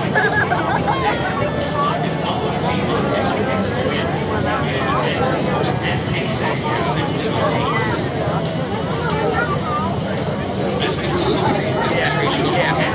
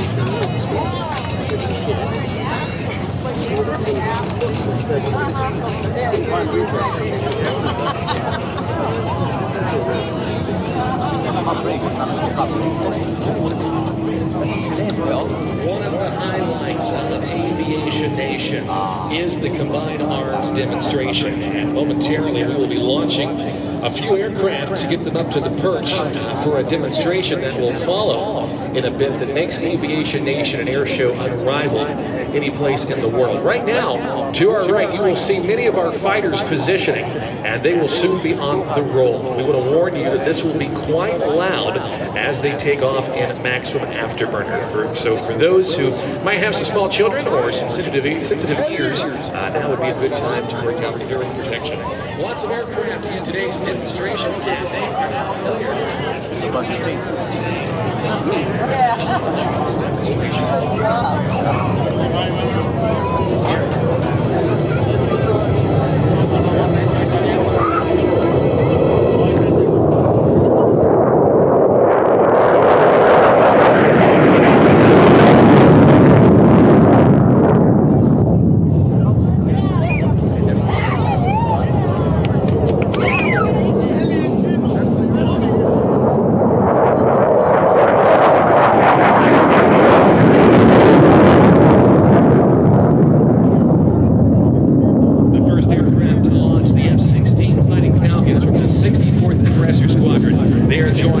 additional F-16 fighters from the 422 Test and Evaluation Squadron.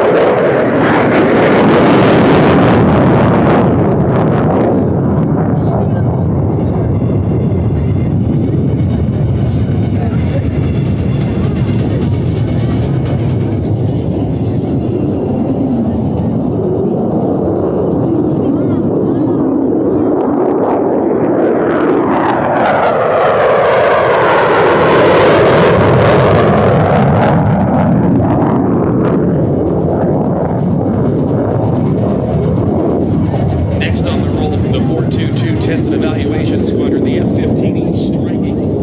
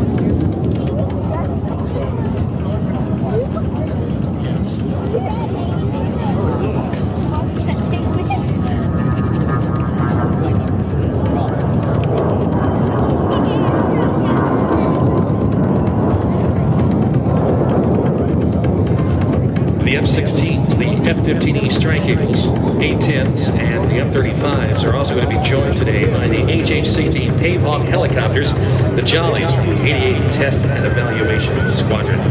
All of our aircraft will now make their way to their designated holding points, and our combined arms demonstration will take place.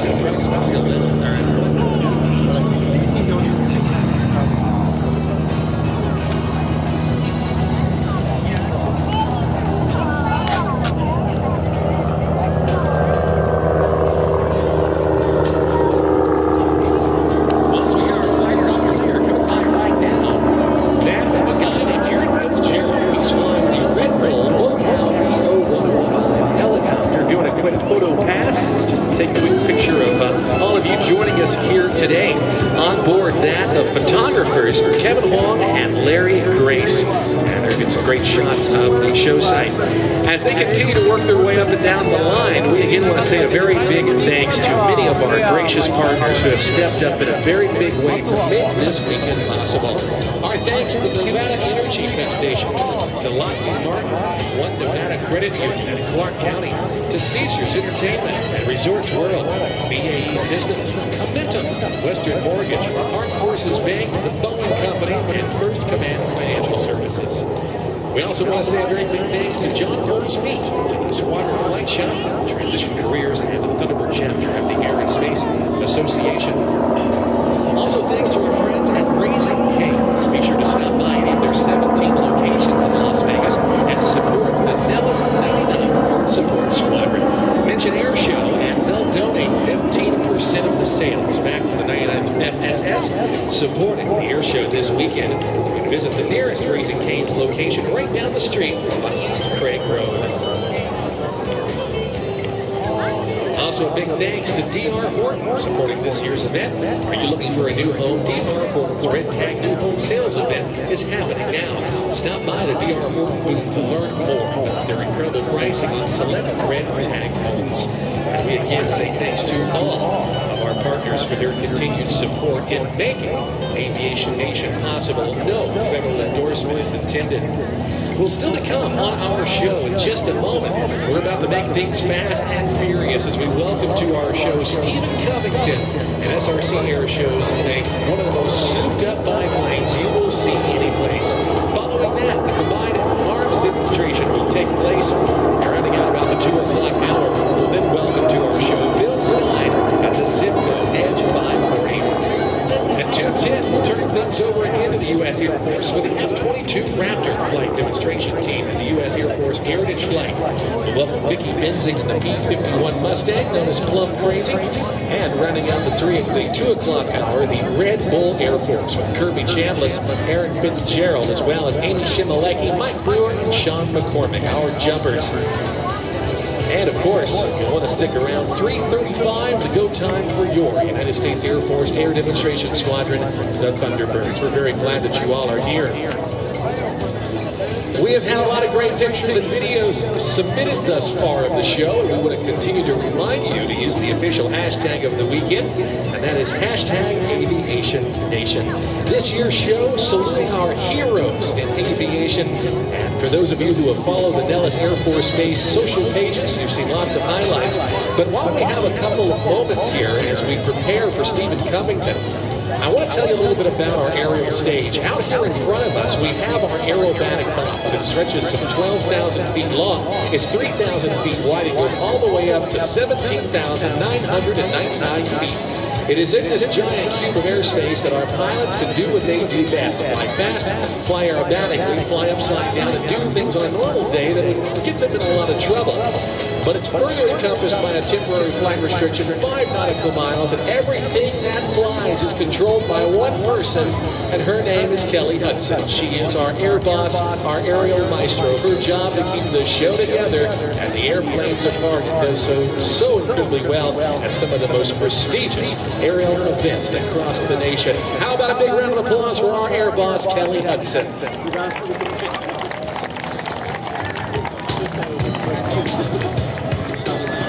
It is now time that we turn things over to Stephen Covington, and to tell you all about it, please welcome the voice of SRC Air Shows, Mr. Alan Mitchell. Thank you, Luke. Ladies and gentlemen, look low and to your right. Making a lot of smoke down there is the man in the muscle biplane Pitts S2S Fury. That is Stephen Covington from Longview, Texas. Ladies and gentlemen, move to the crowd line. It's about to get wild.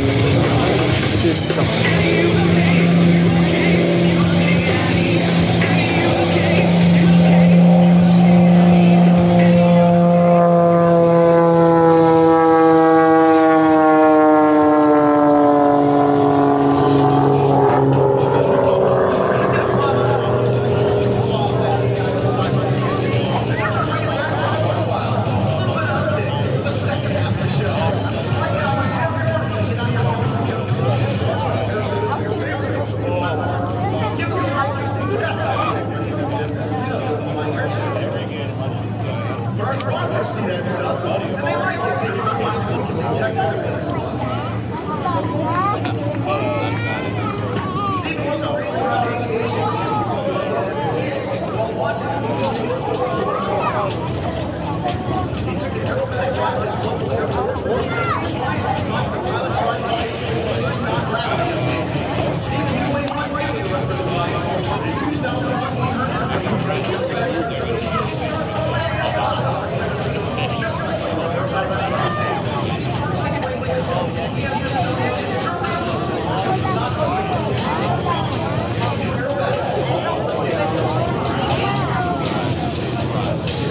He's also the owner of East Texas Muscle Cars in Austin, Texas. They do everything from dyno loading all the way to production. Check them out online at East Texas Muscle Cars. Right now, we're going high in the sky.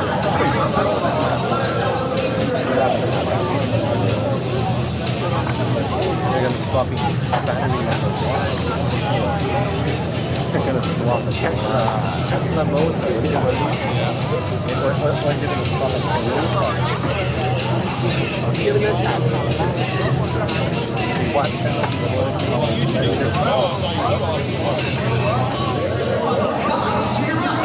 That's two. Ladies and gentlemen, Stein Trevor, Aviation Nation Air Show. Here we go. Speaker of pandemic, ladies and gentlemen, this is Stein Trevor.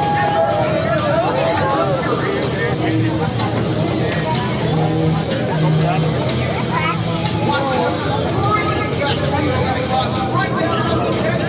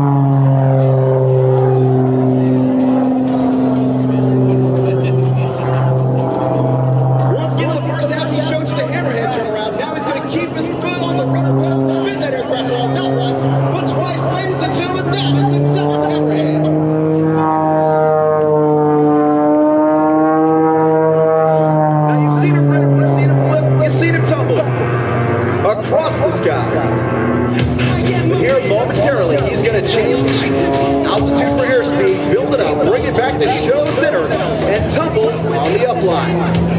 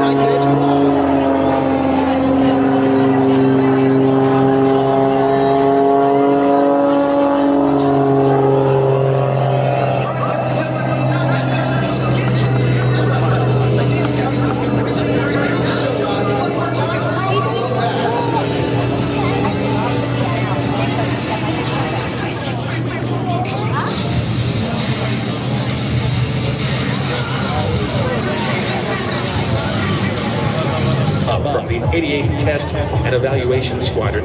They are accompanied by the Joint Terminal Attack Controllers, or JTACs, from the 422 Test and Evaluation Squadron. We now ask for your full attention as the combat scenario plays out on the ground in front of us and in the skies above.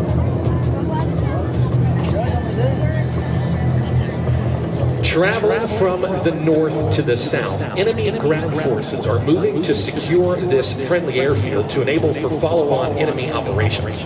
Without established air superiority and close air support, ground forces are challenged by these enemy forces on the ground from the east and from the skies above. As they maneuver, the ground forces are met with heavy enemy fire, and they take on multiple friendly casualties. The Air Force Tactical Control Party, Joint Terminal Attack Controller, or JTAC, embedded within the friendly ground forces, reports the team is taking heavy fire and is requiring an immediate exfil of their wounded teammates. The JTAC calls upon para-rescue airmen, or PJs, who are trained to rescue and retrieve downed pilots and injured personnel. High overhead, the U.S. Air Force Combat Search and Rescue Force enters the fight, quote, so that others may live. Led by a combat rescue office, the para-rescue team simulates today a high-altitude, high-opening, or hey-ho jump to gain access to the wounded personnel on the friendly ground force team. Once on the ground, the rescue team will then treat and stabilize the wounded personnel and then establish a helicopter landing zone for the evacuation of those casualties and the para-rescue team.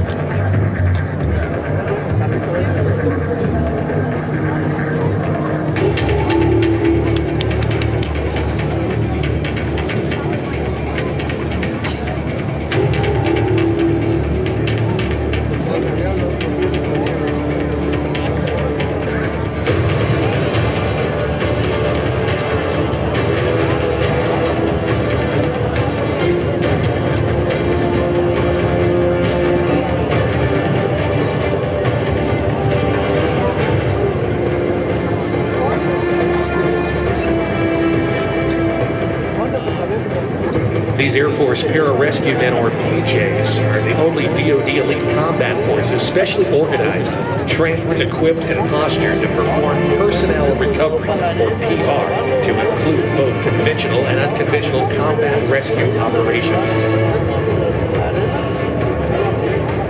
The PJ's primary function are that of personnel recovery specialists with emergency medical capabilities in humanitarian and combat environments.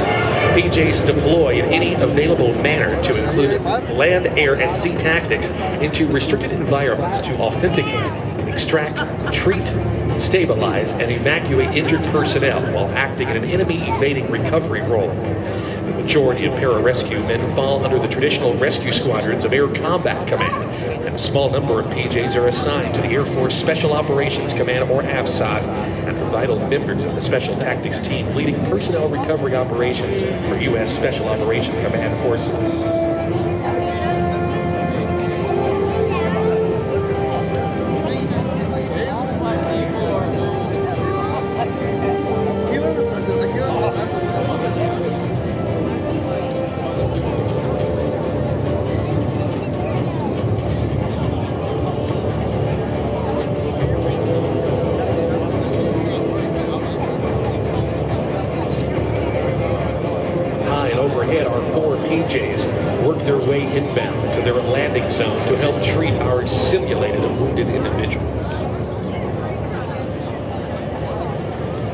Often as part of these high-altitude, high-opening jumps, PJs will utilize supplemental oxygen flying bags that can be at times weighing in around 120 pounds. This can include weapons, communication radios, and other equipment.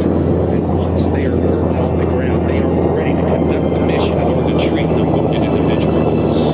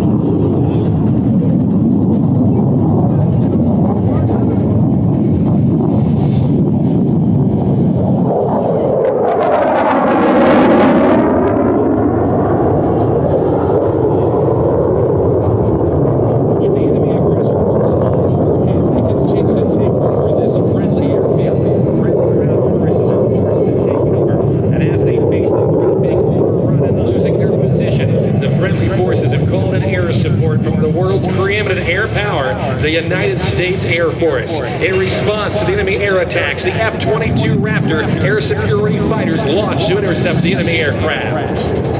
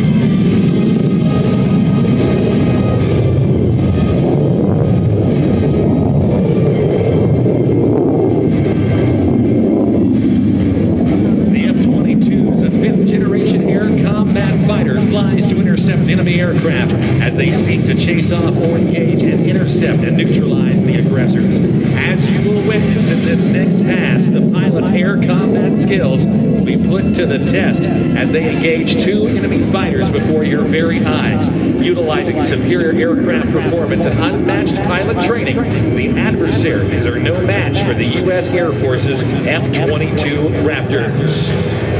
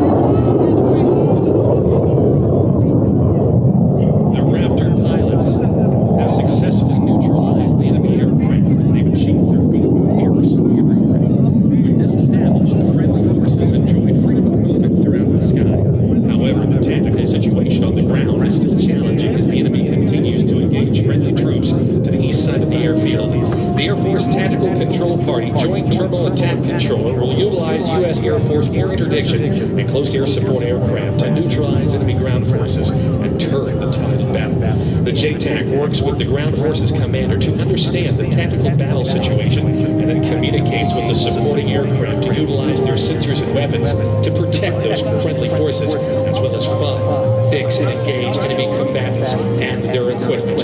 Watch closely now as the battle unfolds.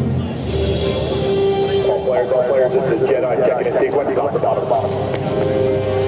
Jedi, flight 13, ship of 716 to F-frag. 2-ship, F-frag. Strike, ship, copy the echo, F-frag. 10 miles north, F-frag. All players, Jedi, good check-in. Got update to follow friendly forces are southwest of the airfield. Airspace is as frag, party is cold and red. Expect small arms and map pads. Strike full. I need you to hold tasking. This is our sniper, hold tasking, strike 4. I need you to push immediate. We have target IDO center of the runway. How copy? Strike copy. target. Port conference, tally target.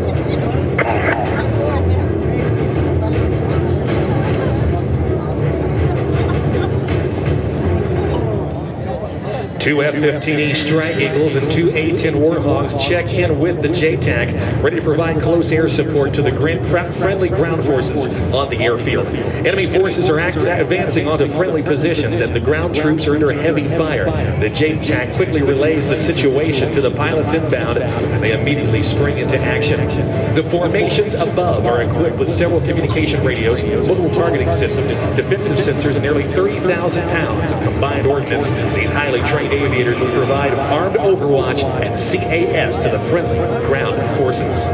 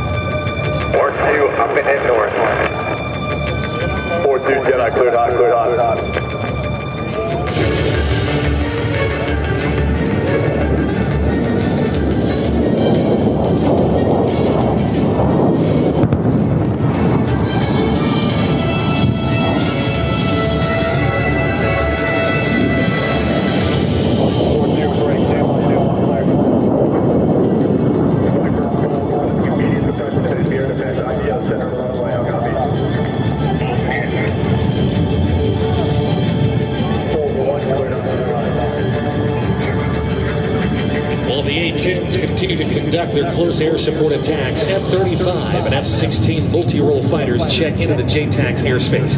Tasked with providing air superiority, interdiction, and suppression of enemy air defenses, the F-16s and F-35 support the air superiority from enemy fighters and enemy surface-to-air missile systems.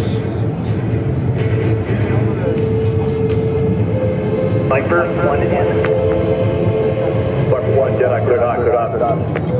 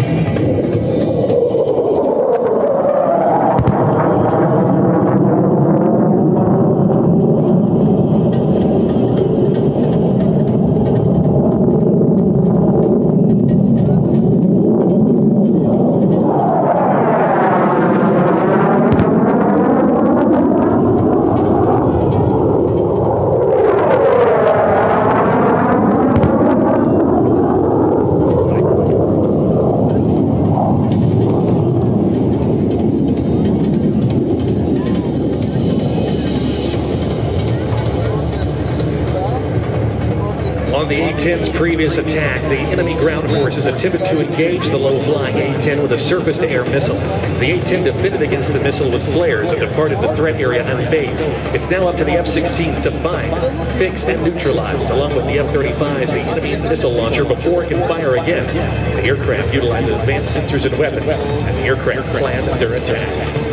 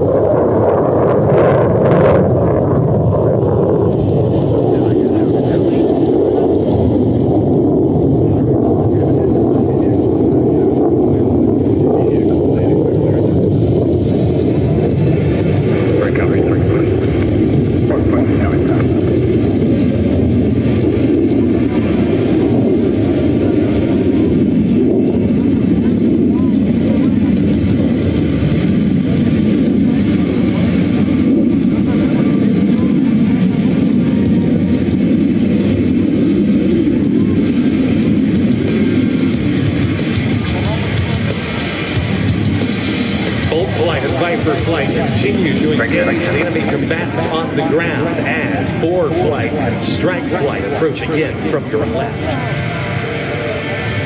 Break it then. Strike flight, Jedi, cleared hot, cleared hot, hot.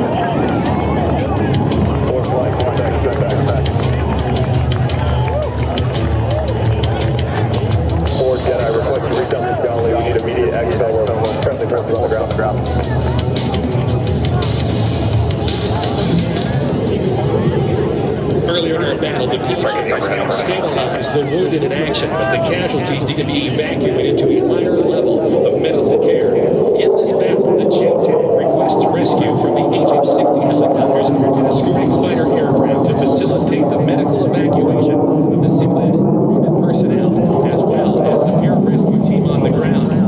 The mission rescue commander organizes the forces, determines the game plan to pick up these injured personnel. Prior to the pickup, the JTAG mission commander and the strikers will work together to neutralize any and all remaining enemy threats to ensure a safe passage for the rescue team.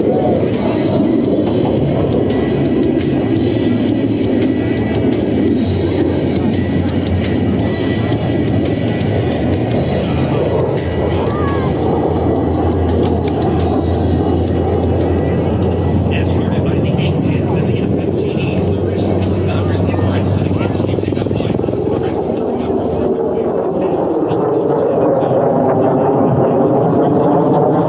and the HA-10.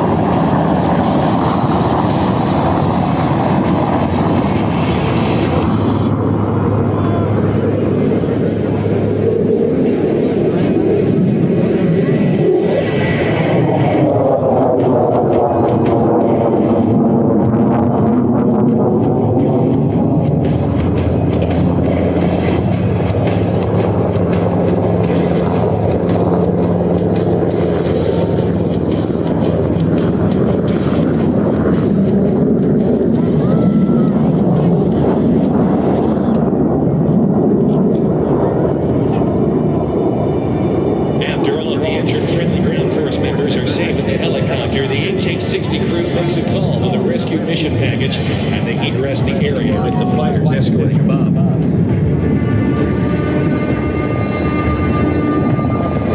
With all enemy forces now effectively neutralized, the HH-60s and the VJ team can now enjoy freedom of movement over their airfield. Ladies and gentlemen, let's put our hands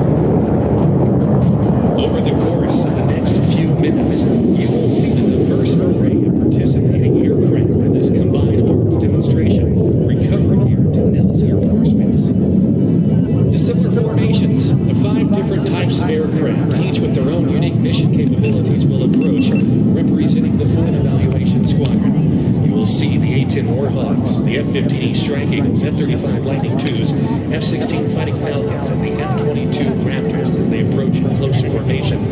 They'll be followed by the two F-16s from the 64th Aggressor Squadron. Today's combined arms demonstration will conclude with a passive review by the two HH-60 helicopters and their pararescue team on board assigned to that of the 88th Test and Evaluation Squadron.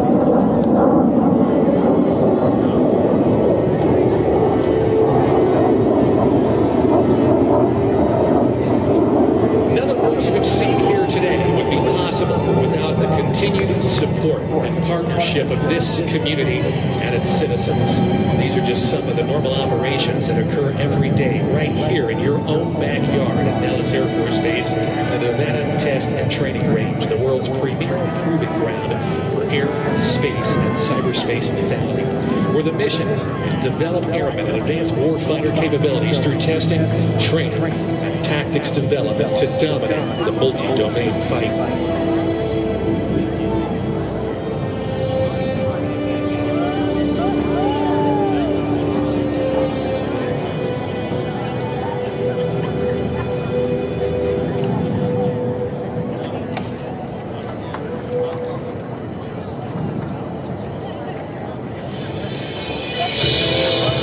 Ladies and gentlemen, this concludes the 2025 Aviation Nation Combined Arms demonstration, and we hope you've enjoyed this effort to showcase just a few of the wide-ranging combat capabilities of the U.S. Air Force and air combat power of Nellis Air Forece Base. If you have further questions about Air Force combat air power, we encourage you to stop by the static displays of our aircraft and meet with your U.S. Air Force aviators. It's your engagement that makes events like these truly special.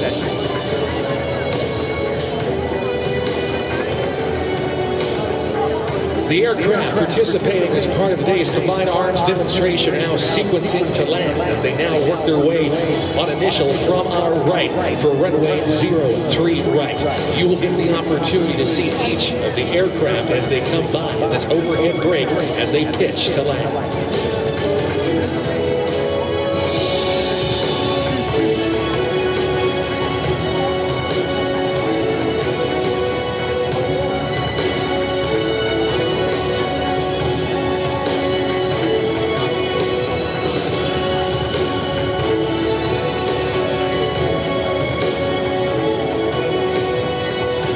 First in from the right are simulated aggressors, that of the 64th Aggressor Squadron, the F-16 Fighting Falcons.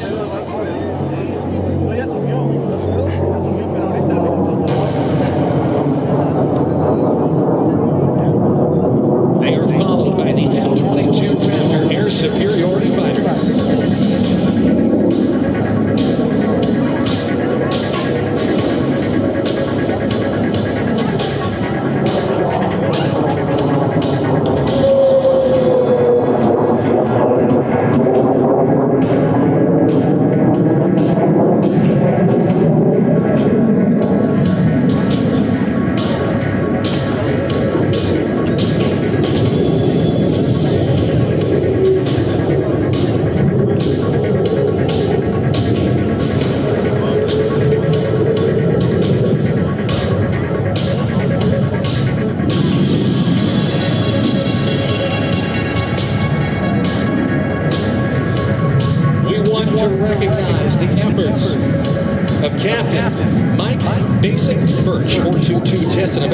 Squadron 810 test pilot and division commander are spearheading this year's Combined Arms demonstration. The United States Air Force Weapons School, recently celebrating their 75th anniversary, has been on the cutting edge of technological advancements, tracing its roots to the Aircraft Gunnery School established here back in 1949. It continues to support great deals of efforts, including that also of the on-station red flag and green flag held here at Nellis, and one of the latest combat exercises series conducted, Operation Bamboo Eagle, testing forces in a combat-sensitive environment. Again, the demonstration that you have seen here today, just a brief look at what happens here daily at Nellis Air Forece Base and within the Nevada Test and Training Range.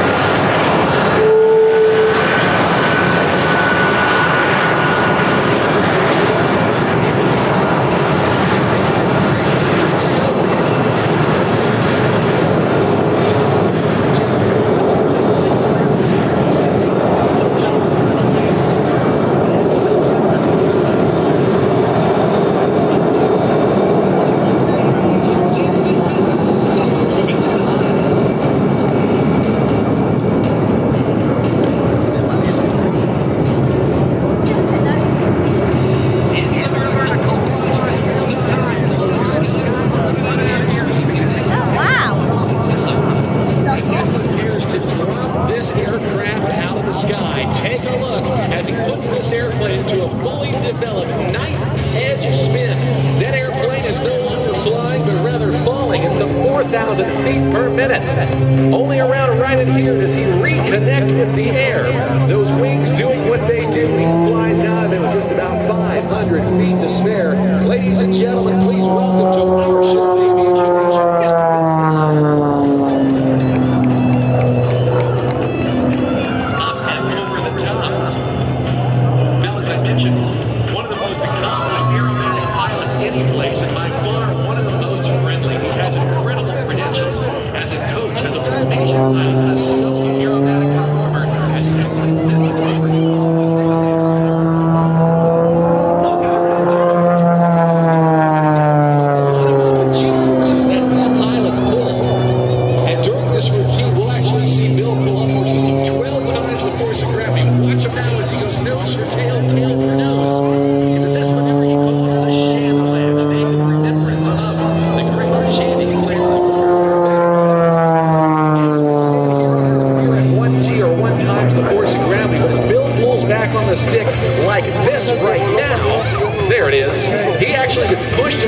With upwards at times to about 12 Gs. What does that mean? Well, if you were a 200-pound person like me, you did weigh 2,400 pounds in that cockpit. It is incredibly punishing indeed. This Zimco Edge 540, capable of some incredible maneuvers as we see 3 rapid snap rolls and some opposite aileron rolls as he dives back in towards show center for his next. Bill's passion for precision flying is evident in every single move he makes, and he practices nearly every day to keep his skills razor sharp. And you can see why as he continues to tumble this thing around on a maneuver he calls the spiraling tower. Hanging on that Hartzell propeller, there's one turn going in for 2 flat spins and a half, putting the airplane exactly where he wants it each and every time. Let's give it up, everybody, for Bill Stein at the spiraling tower. During Bill's performance, he will at times be actually using the gyroscopic force of the engine and the propeller to at times appear to be seemingly out of control.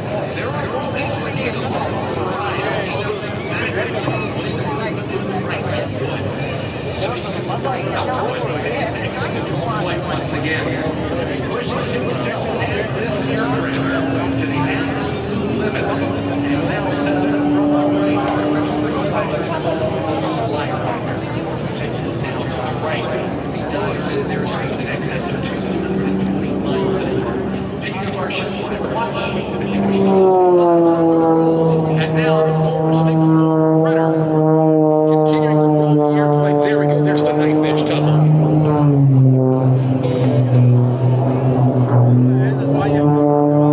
Completing the slide winder maneuver with the snap. Now you may have noticed Bill's very special paint job that he has on this Zimco Edge 540. It's got a chroma flare paint job and actually allows it to change color. You'll see some purple and some green and some yellows and oranges and blues. It all depends on how the light approaches the airplane. That's not a cheap paint job, that's for sure. Now, he's off to the left. He's in relatively slow speed flight, and that's our indication he's setting up for a series of maneuvers he likes to call the Deeks. Check this out. We're going to watch him, that even at relatively slow speed flight, this airplane is remarkably maneuverable. Watch it forward stick. Here he goes. And he will do that in a couple of different directions down the show line.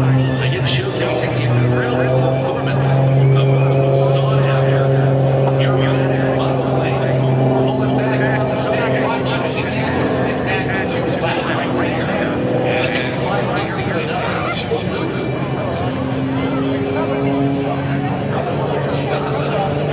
His routine today.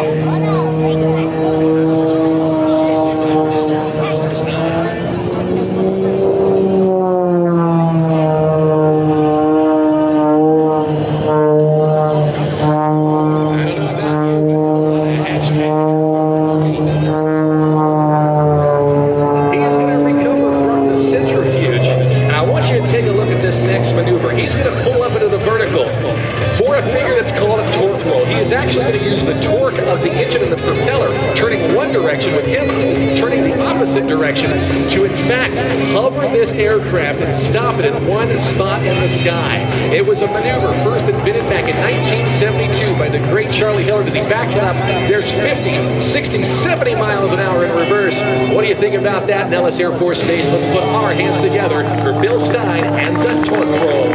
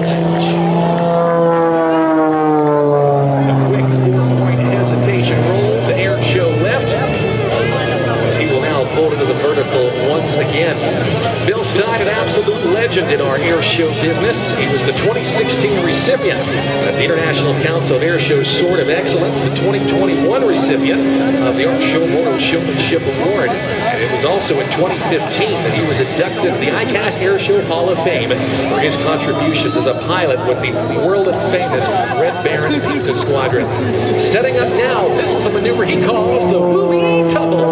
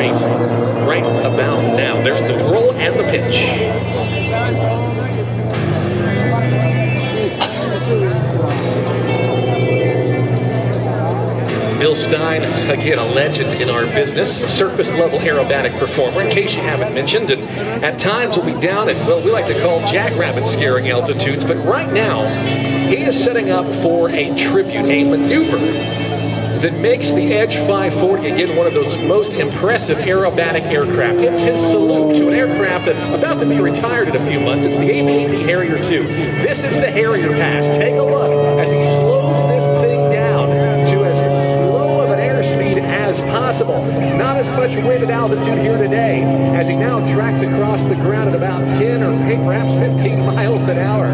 And with enough gust, he can actually fly this airplane backwards. Puffing a little smoke. Look how slow he's going, hanging on the prop of that Hartzell propeller, and of course the pilot skill of Mr. Bill Stein. Zipco Edge 540. Let's put our hands together for his salute to the mighty Harrier and Bill Stein and the Harrier man.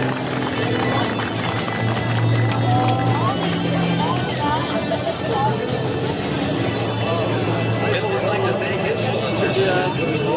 Aircraft engines, CAD Aerospace, Hartzell propeller, Benzing Specialty Products, Small GPS Systems, and Two-Career Aviation. Come and find out. Please to call us. As he slides and showcasing an incredible runner authority his way for all of you here at Aviation Nation 2025. He has been cleared to land. How about a very nice round of applause, Las Vegas, for Mr. Bill Stein.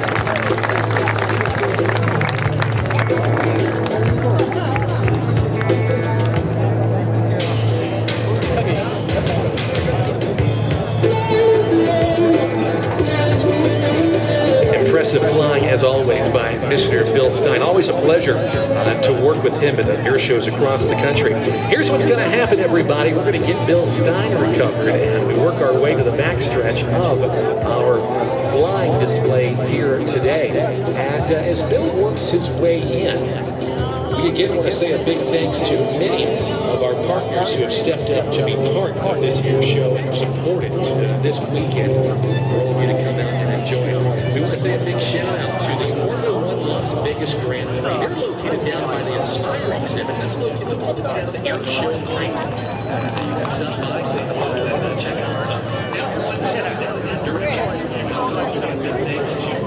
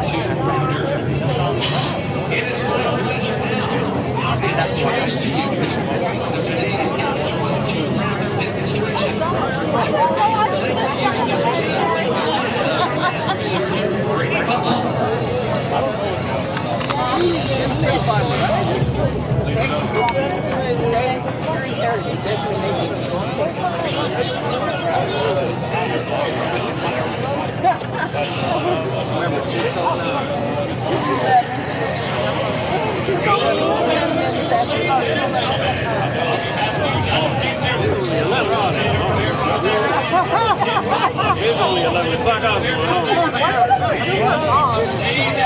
I don't see what I need to do. Go around again and see if I can find it. He said if he got lost, he'd be up there by the porta potties. Huh? He said if he didn't get lost, he'd be by the porta potties. Listen on the way back.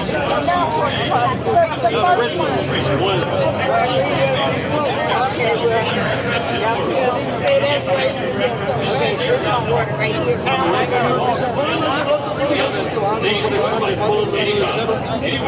Get on there. That take you. I'm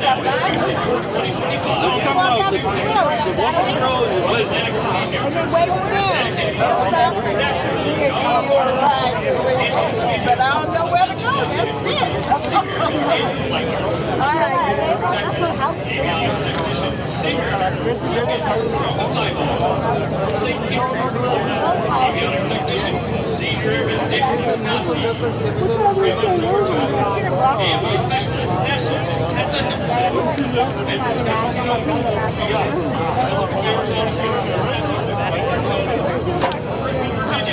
F-22 Demo Team Chief, Technical Sergeant Aaron Coleman.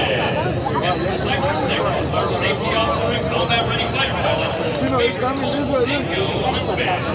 And your 2025. Viste que se cambió.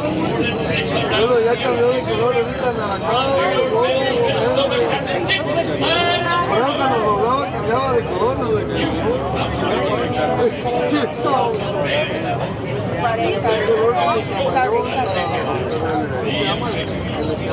So it's like that's not right there, right back.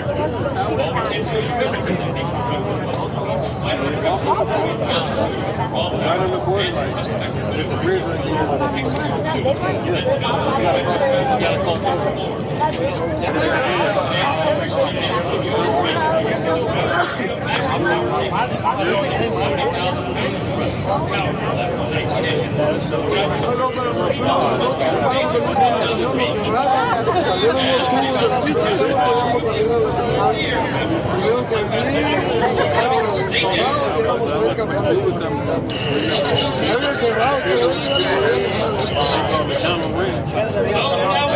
Stand up. The show is about to begin. Ladies and gentlemen, I present to you the aircraft of the world today. F-22 Raptor! That's all I want to see.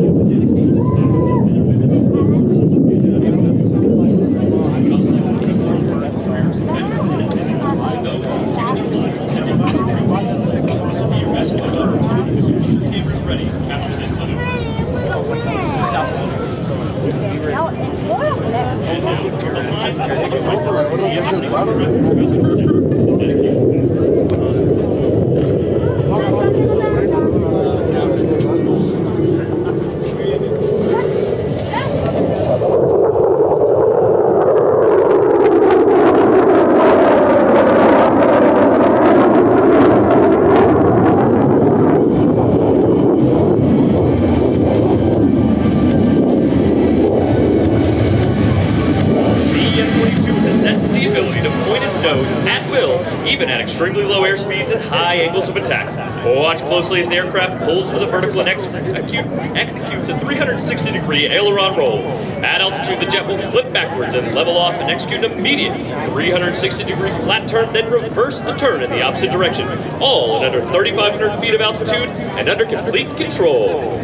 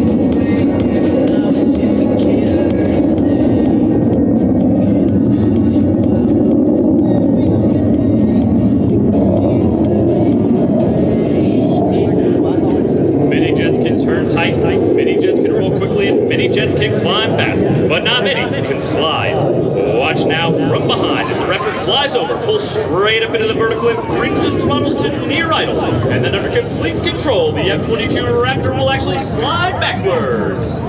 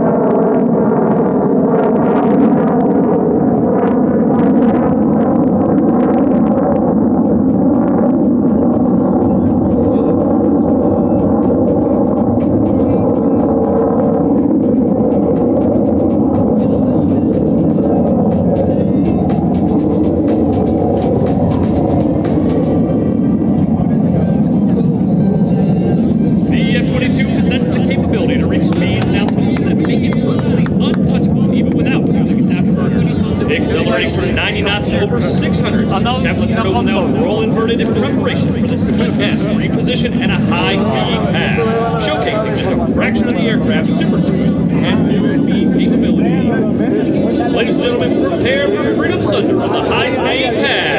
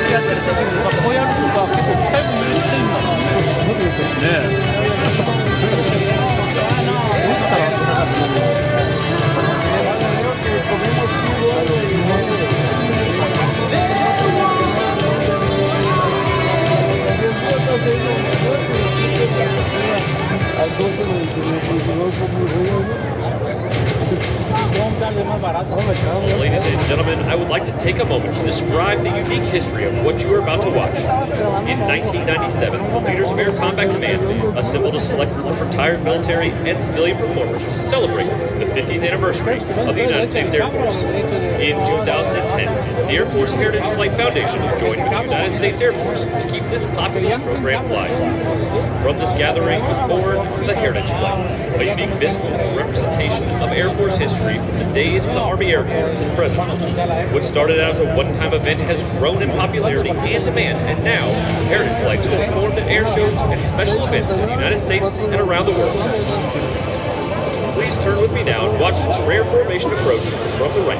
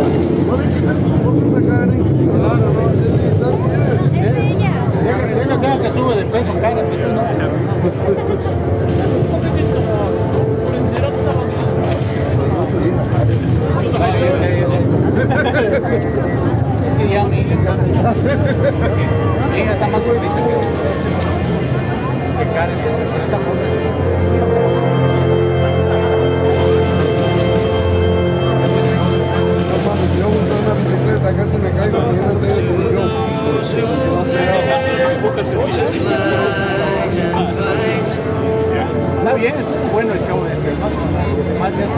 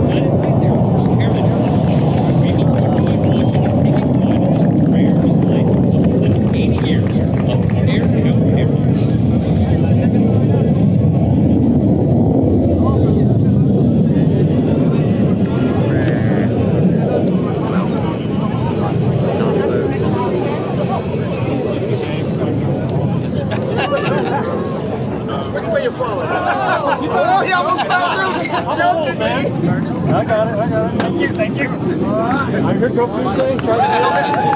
I'll be here permanent.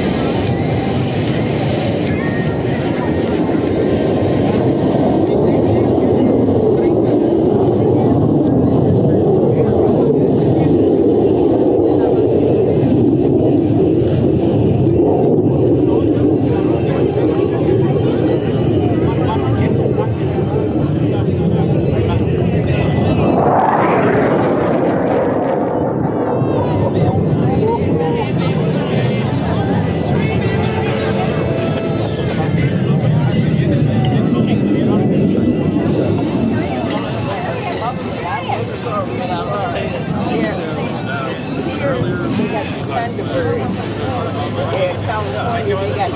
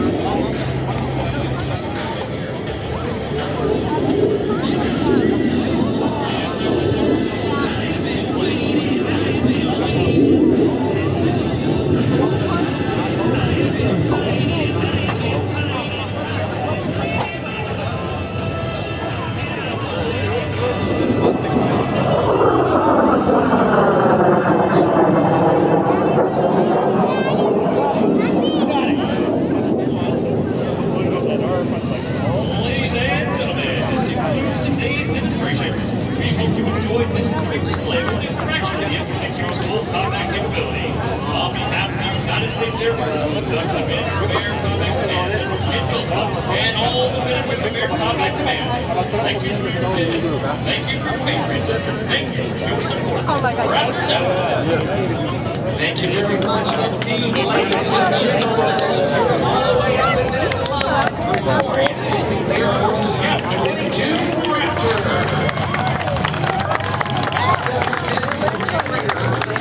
Demonstration master serving pretty football. After official Raptor DJ, technical surgeon,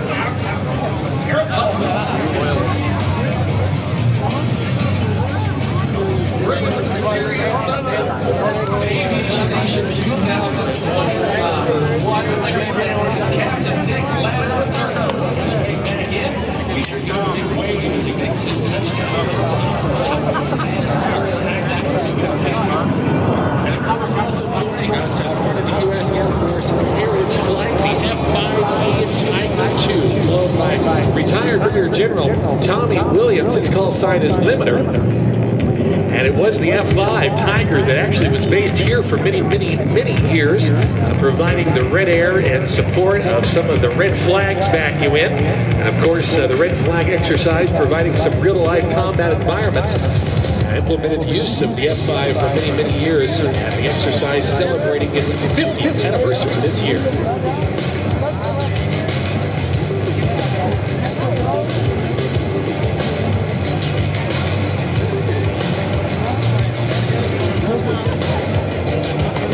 As we get the F-5 Tiger II safely down on the deck. Of course, adorned in the paint scheme of the 57th wing, based here at Nellis Air Forece Base. Our aerial action will continue. Hey, we want to make sure that you're staying hydrated. We'll make sure that you're keeping the sunscreen going as well, and you're staying comfortable. Many of the vendors have exhibits to check out. And of course, every opportunity to grab something to get something to drink. Many of those concession stands manned by local non-profit organizations. And you can feel good that all of that money stays here in the Vegas community and goes to support some very worthy local organizations and non-profit groups. Of course, our upgrade seating environments, our friends at the Flying Line Club, our premium box seats, all brought to you by our friends at the Air Show Network. We want to extend a very big hello and a happy birthday to Sandy Green and the entirety of the Green family and the Air Show Network team. We love you all and appreciate what you all do. Now, we're going to be changing up the pace as we go back in time a little bit with our next performance. And if you take a look off to the right, you will see the P-51 Mustang. It's on the takeoff roll. I want to pull the music back. Let's just listen to the sounds of this aircraft.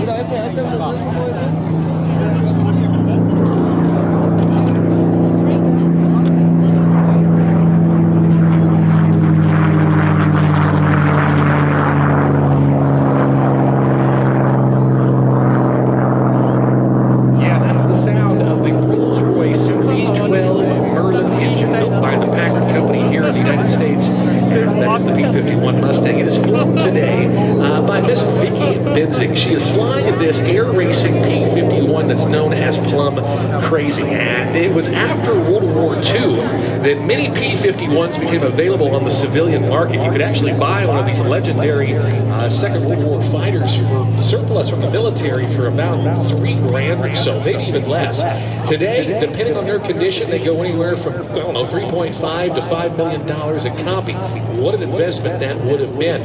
But it was after World War II, a little bit later in 1964, that a guy named Al Paulson bought this particular aircraft for his buddy Clay Lacey to race the inaugural National Championship air races in Reno.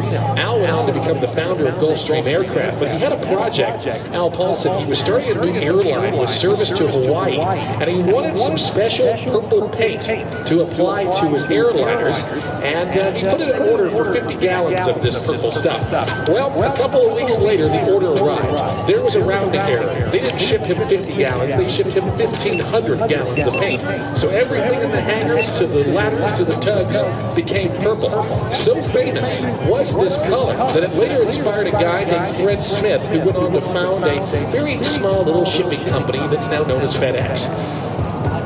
This aircraft went on to participate in the inaugural air races in 1964. It was even flown at one time by the great late Bob Hoover. And after owning the aircraft for some 55 years, Clay Lacey sold the airplane to her friend Vicky Benzing in 2019, who restored it and flew Plum Crazy to a 4th place finish in the limited class in 2023.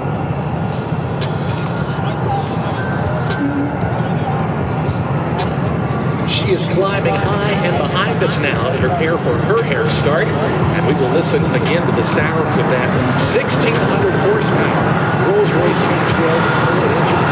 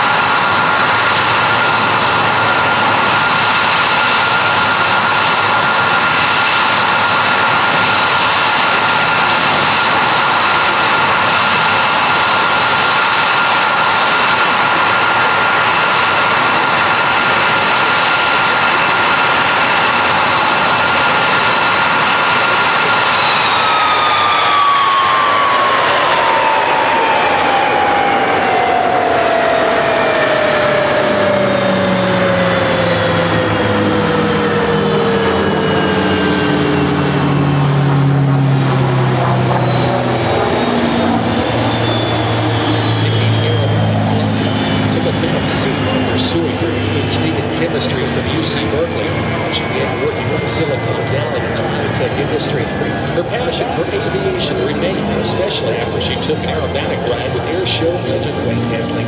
She began competing in aerobatic competitions, working her way up to various levels, and began performing at local air shows. Today, she's in high demand around the country as one of the smoothest warbird flyers in the nation.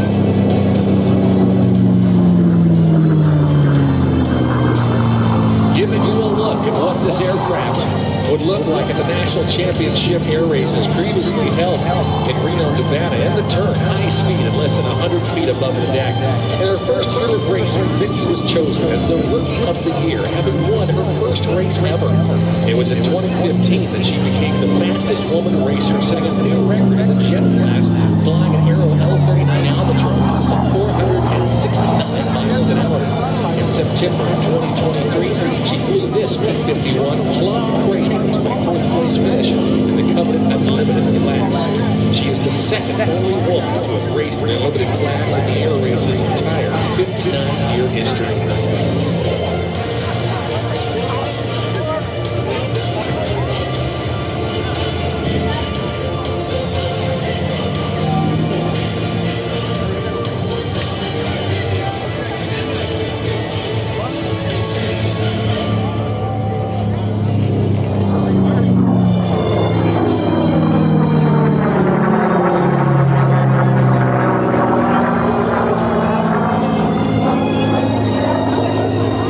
Vicky is very proud to be sponsored by California Aeronautical University, where they are training the next generation of aviators.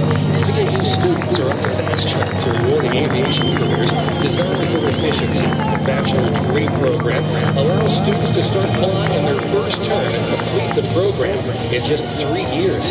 We invite you to visit the California Aeronautical University display near the hot pit area and online at calaero.edu.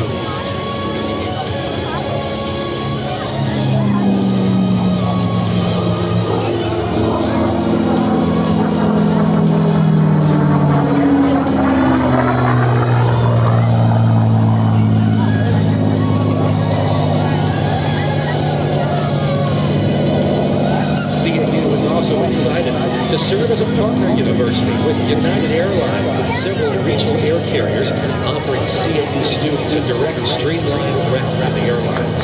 CAU students can also enjoy some of the newest collegiate aviation fleets in the business. We watch again from the left as Vicky Benzing approaches in this, that North American P-51 Mustang Plum Crazy.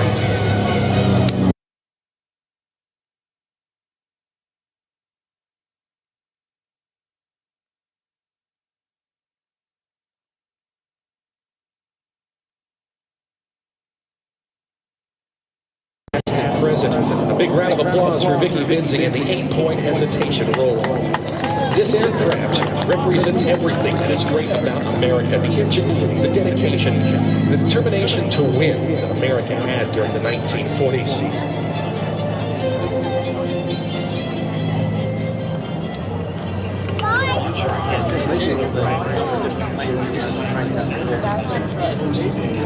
Design it, test it, find, look at the lights,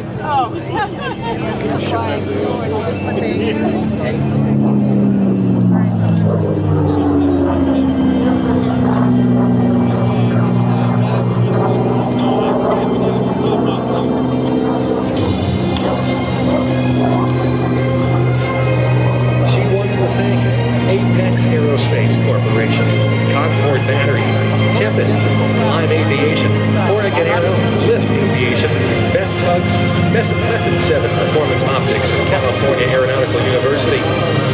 She is going to set up for one more pass as part of today's performance, giving you a final look at this iconic purple P-51. It'll give you a great look right down into the cockpit as she approaches from behind and to our left.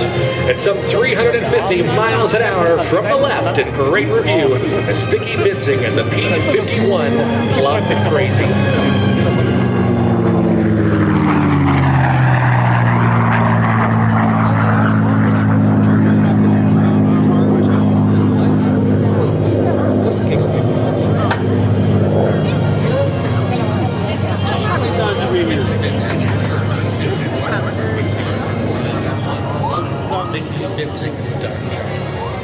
Ladies and gentlemen, making her recovery now. Please join me in one final round of applause for Vicky Benzing and her performance in the air racing P-51 known as Blood Racing.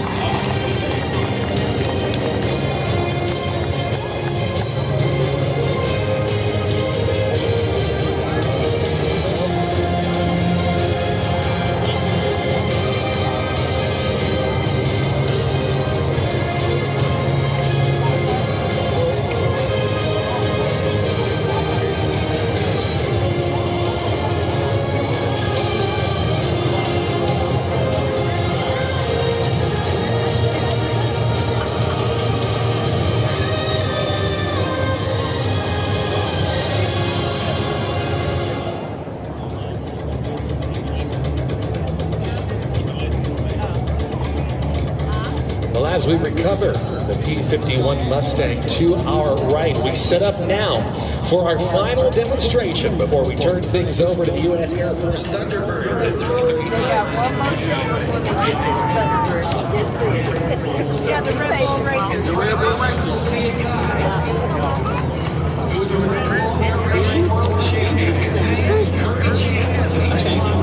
I have those papers like that filled out and it says, going on with time.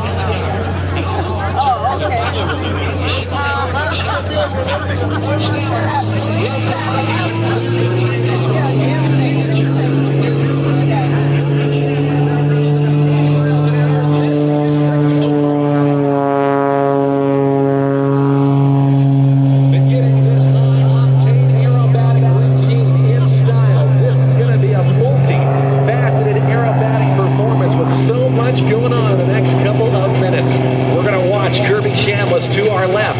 Picks up our show line once again as he pulls his aircraft into the vertical to get this incredible performance started. The Red Bull Air Force and the members thereof represent some of the most impressive aviation professionals on the planet, and they have made their way here at Nellis Air Forece Base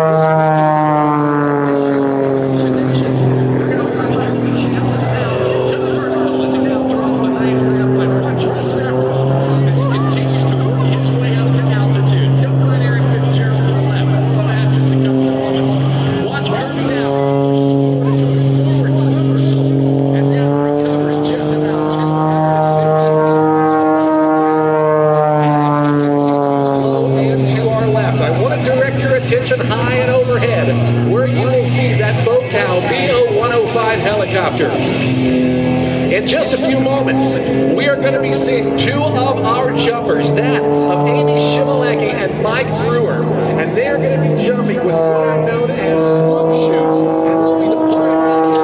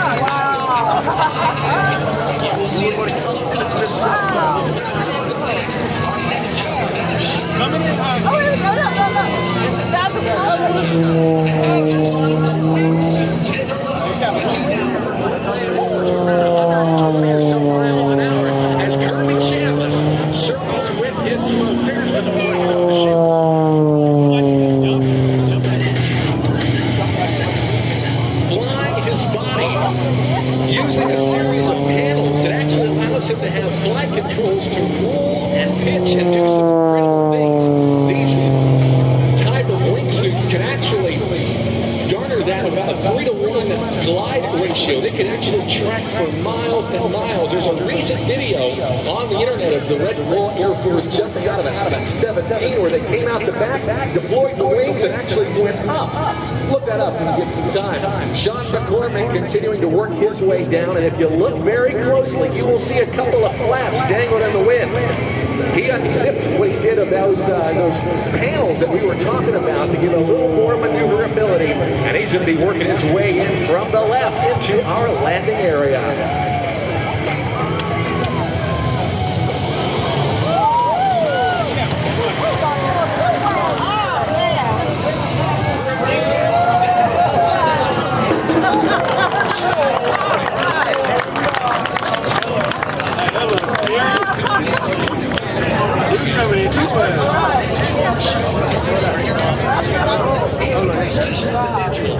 Because he's one of the only guys in the world authorized to do that.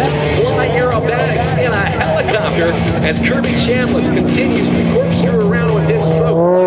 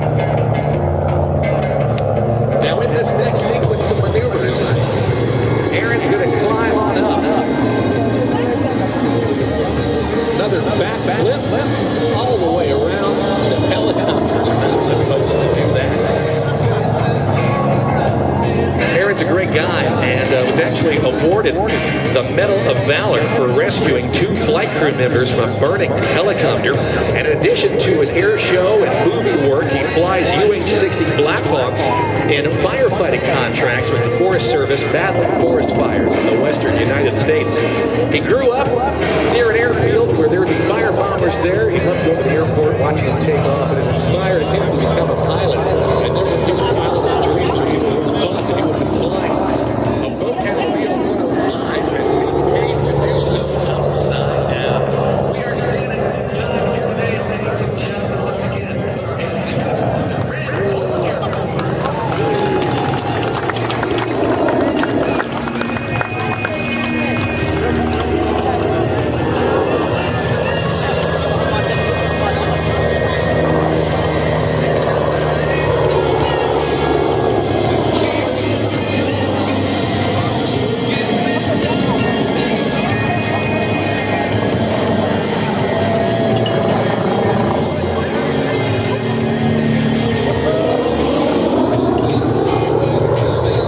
Aaron joined the Red Bull Air Force in 2017. He's going to continue to work his way off to our left and set up for one of my favorite maneuvers. This is called a bow turn. Let's watch him. Oh, there's a forward collective and the whole deal spinning around inverted. Absolutely incredible. He's going to continue to come by. And again, showcase to you this helicopter. This is the Bow 105. It was built in the 1960s for aeronautical evacuation, and what makes it special and allows it to do what you're seeing here today is because of a titanium rotor system, a titanium rotor head that keeps those rotors from flexing as other helicopters do. That keeps it from flexing and perhaps cutting the tail off. That would be a good thing. You certainly can't do this in those helicopters. States flying those fleets.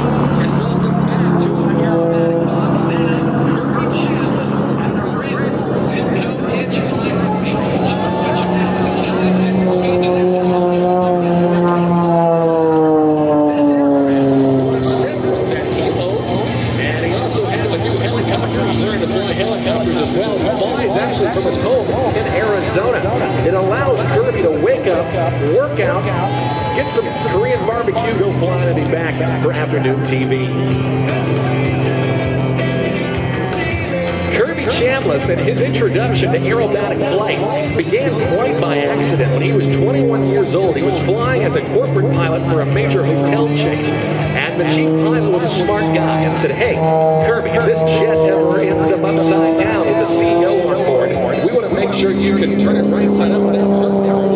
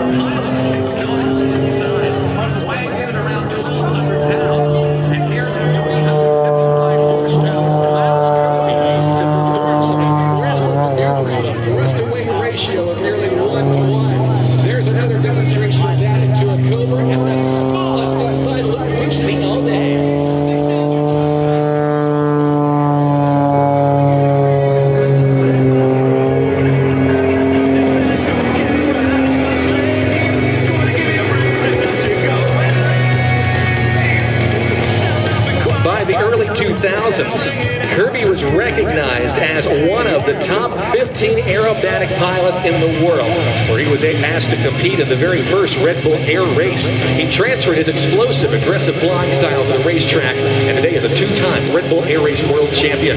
Though the air race is discontinued in 2019, Kirby is proud of his experiences traveling the world and representing Red Bull at an international level. He fits right in with his other interests, running, skydiving, and motocross, and he recently picked up helicopters. Why? Just because he can.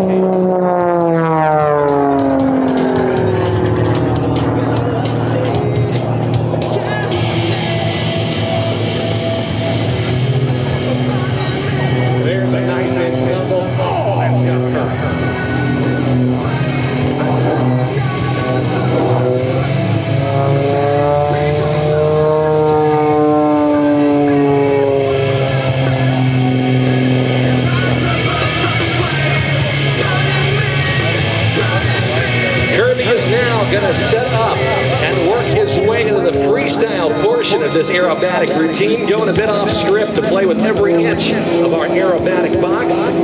Right down at Jackrabbit, scaring out to the top. Most comfortable, down close to the ground as he is upside down. Continue to tear it up. It's Kirby Chambliss.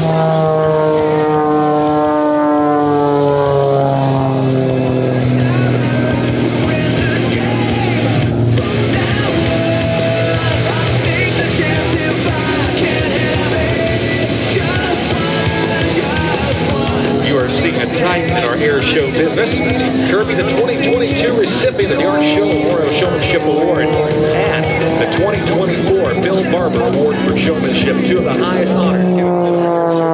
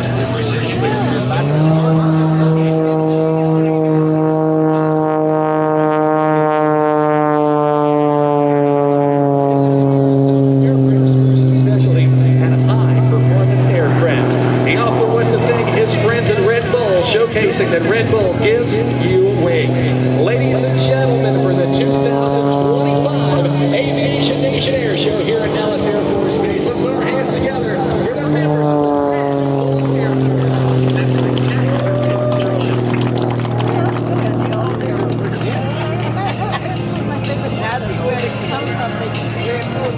No, it's the Thunderbirds are good. Tracy's still trying to ruffle his feathers. That's the only way ain't so fun.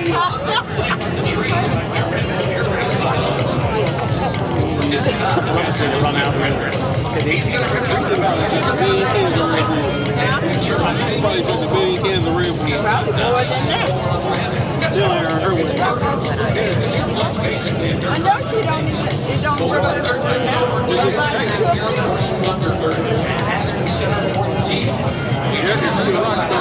Yeah, whenever we probably have the most sales for like 98 cents or 78 cents, we always have to put it again.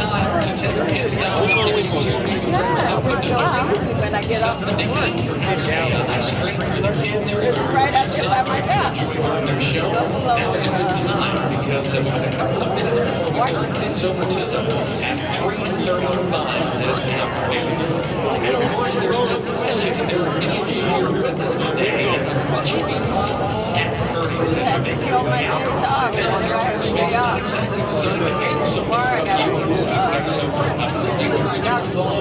airplane like this way. He's good at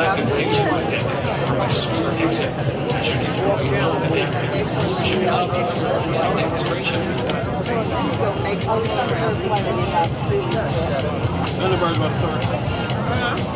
Right now, Team Command last three performance checks as our air boss, D10 Hudson from Las Vegas, Nevada, ensures our runway is clear, our airspace is clear, and our assets are in position as we are just a few minutes away from turning over every inch of this airbase to your United States Air Force Air Demonstration Squadron, the Thunderbirds. We again want to say a big thank you to many of our community partners who have stepped up to make today possible, and they include that of the Nevada Energy Foundation and Lockheed Martin, One Nevada Credit Union, Clark County, Caesars Entertainment and Resorts World, to be Systems, Amentum, Western Mortgage, Armed Forces Bank, the Boeing Company, First Command Financial Services. Thanks to John Molesby, Squadron Flight Shop, Transition Careers, and the Thunderbird chapter of the Air and Space Association. Also, a big shout out thanks to the Friends at Demo, to CSL Plasma, Raising Cane's, Aerotech, the Army and Air Force Exchange Service, as well as AARP, Texas Roadhouse, Formula One, Clark County Family Services, and Victory Capital. How about a big round of applause for all of our community partners making Aviation Nation possible? No further endorsement is intended.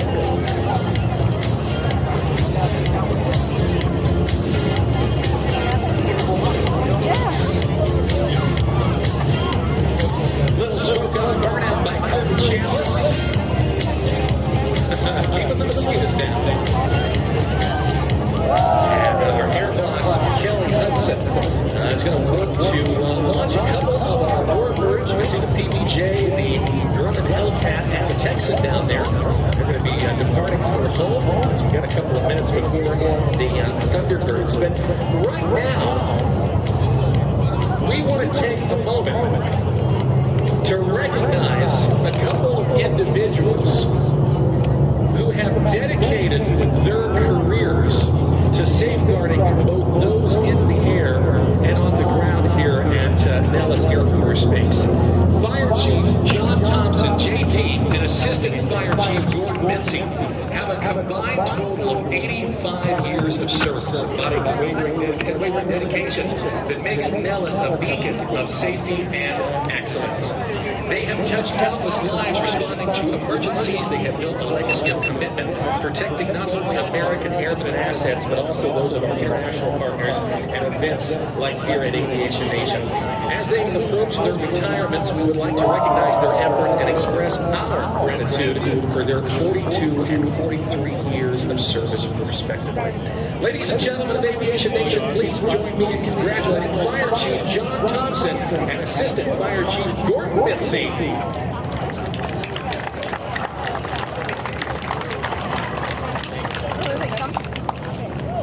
And while this might be their last show in an official capacity with us, we hope that they'll return to enjoy Aviation Nation Air Shows in the future a bit more stress-free. So we appreciate their service. And thank you, gentlemen, very much indeed.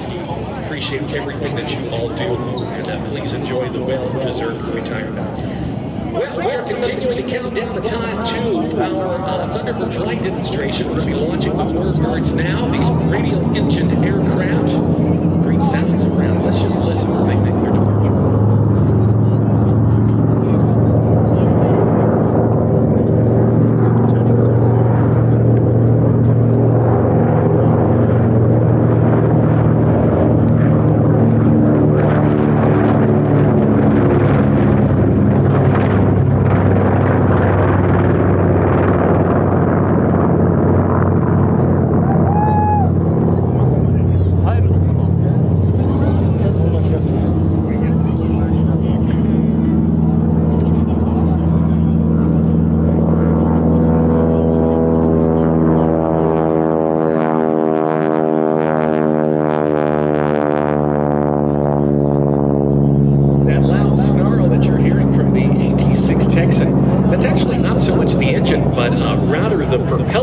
Going supersonic at around 2,400 RPM, in fact fitting some miniature sonic booms. Well, out in front of us in the notch, as we like to call it, the U.S. Air Force Thunderbirds. They are based here at Nellis Air Forece Base here in Vegas, and they celebrate their 72nd air show season this year.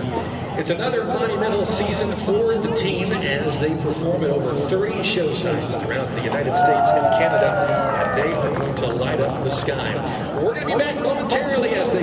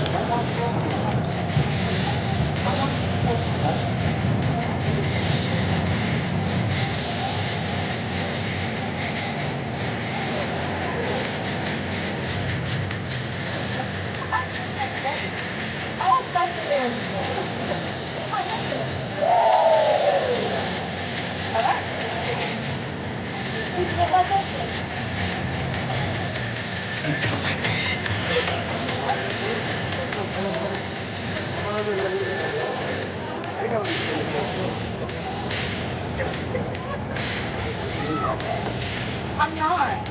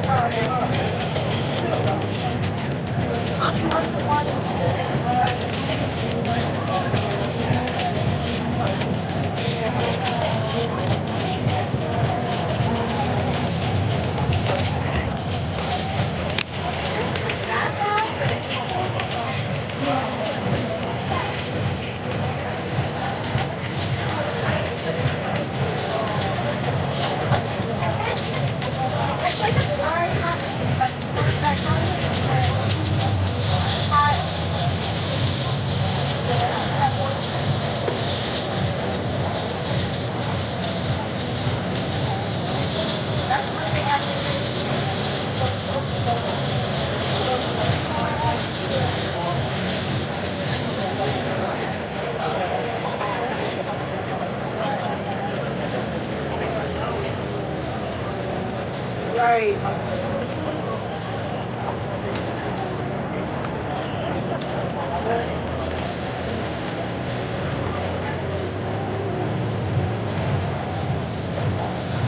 Right, that sounds like not the place I would like.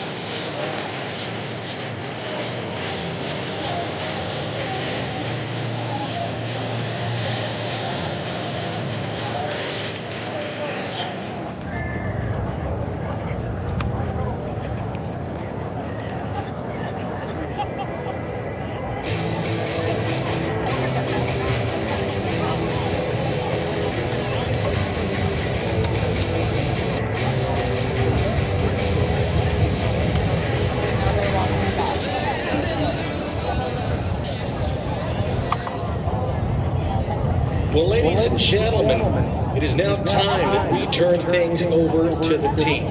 So here is my question for all of you. Are you ready for the Thunderbirds?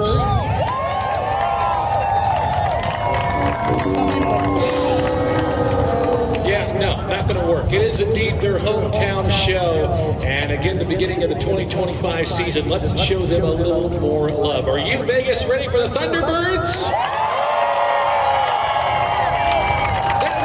With. Ladies and gentlemen, headlining the 2025 Aviation Nation Air Show, it is with great pride and honor I present to you your United States Air Force Air Demonstration Squadron, known to the world as the Thunderbirds!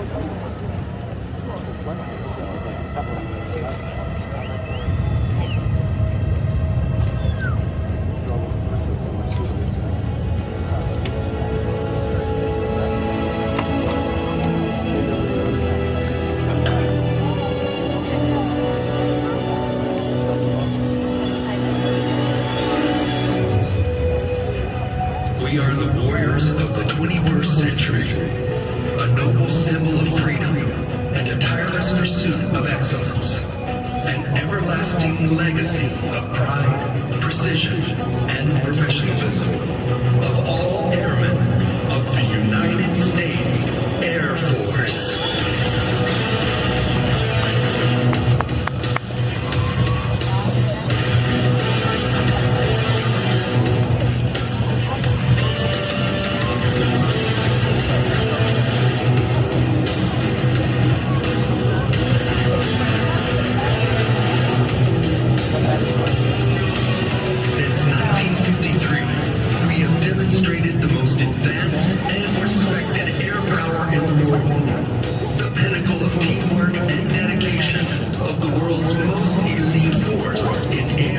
Space and cyberspace. We are first, last, and always a fighter squadron. Our maintenance professionals can transform our jets to be combat ready in 72 hours to provide the protection under which our democracy operates. Today, you will witness the unparalleled teamwork, aerial precision.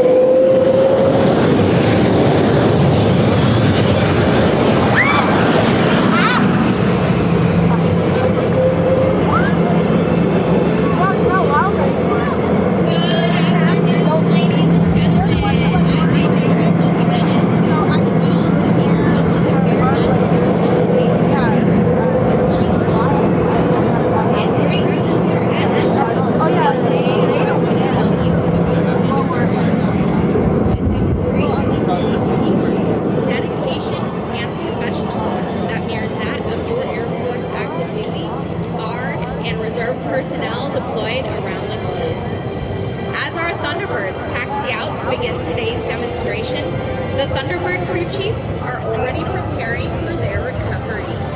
Let's watch as they demonstrate the same level of precision on the ground that you were about to witness in the sky. In the sky.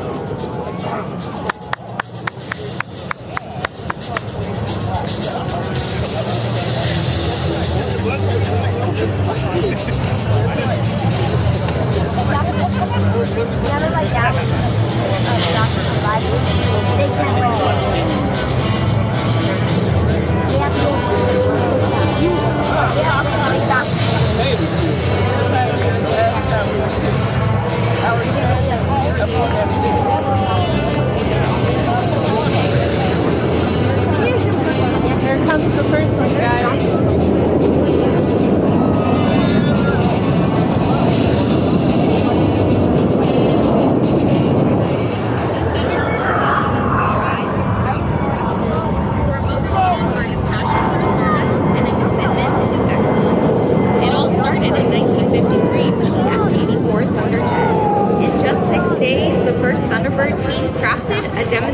That would shape the future of military jet demonstration teams for years to come. The Thunderbirds became the first supersonic jet demo team in 1956 with the transition to the 100 Super Sabres.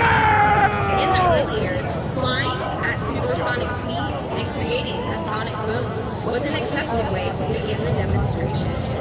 While supersonic flight is now prohibited, the Thunderbird tradition of showcasing America's frontline fighter aircraft and representing the pride, precision, and professionalism of all of our 695,000 airmen continues today with the current team. With 31 different Air Force career fields, this team is a diverse exception from all across history who have committed to a mission greater than themselves. Each number is filled with intense passion, a sense of pride and purpose that represents the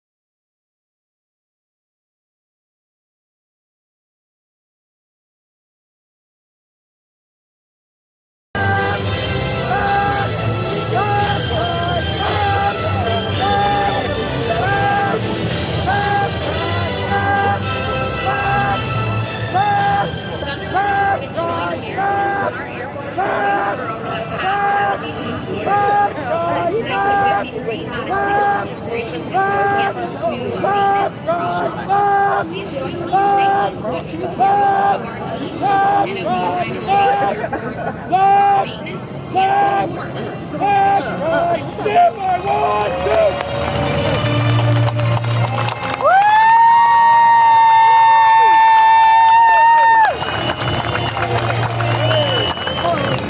Go maintainers!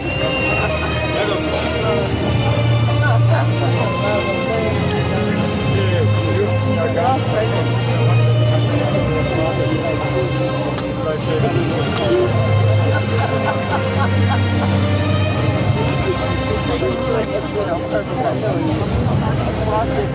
Very good. And once they're ready, they'll take to the staff. So we want to as they accelerate down the runway from your right to your left. And it can turn off of that deck superior to a range of 16. Oh, shit, that's the M16. That's a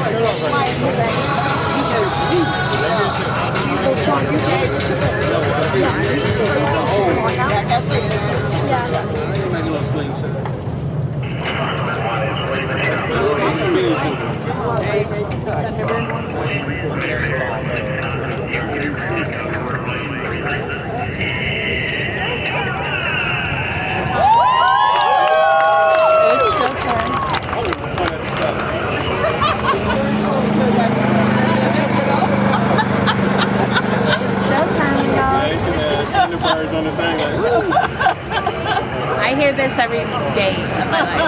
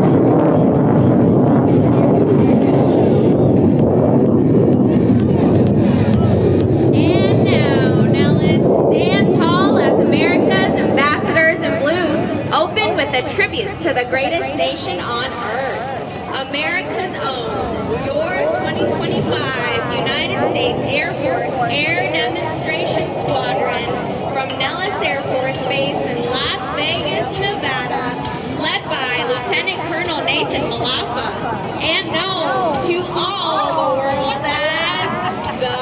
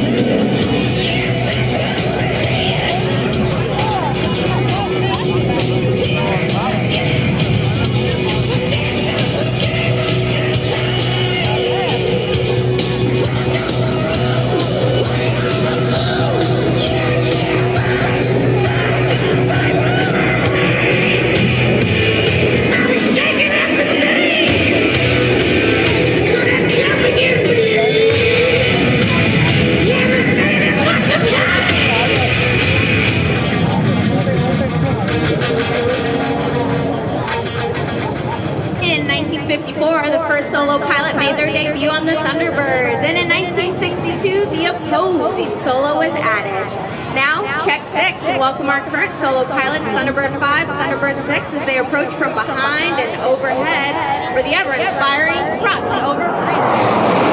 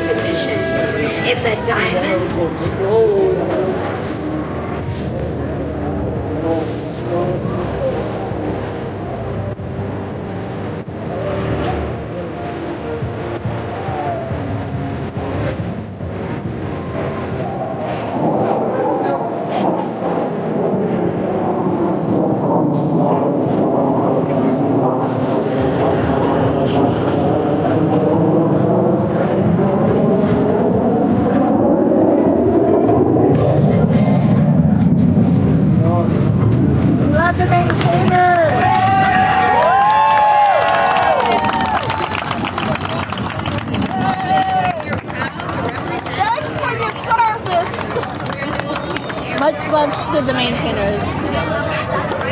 I want to say yeah. So, I mean, that might have been obviously like the target. Well, when it comes to solos.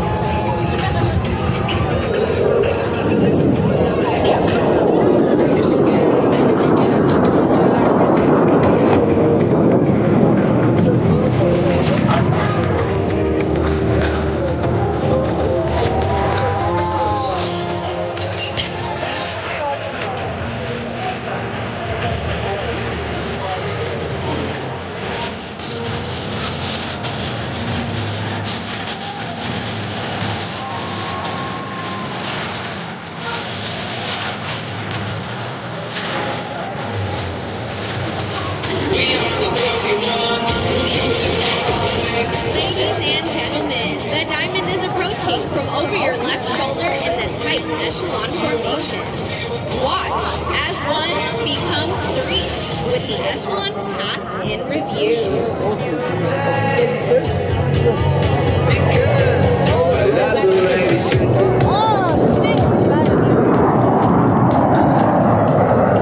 That is the perfect straight line.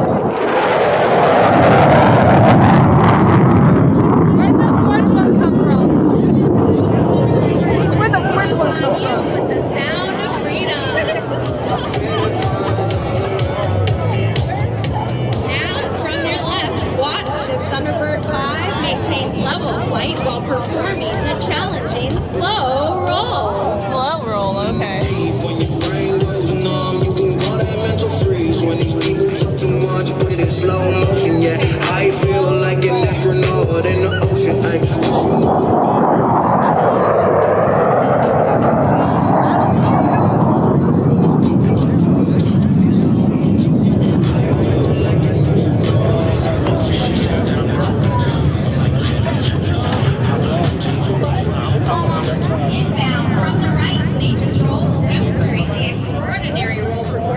the F-16 with 4 consecutive aileron rolls at low altitude.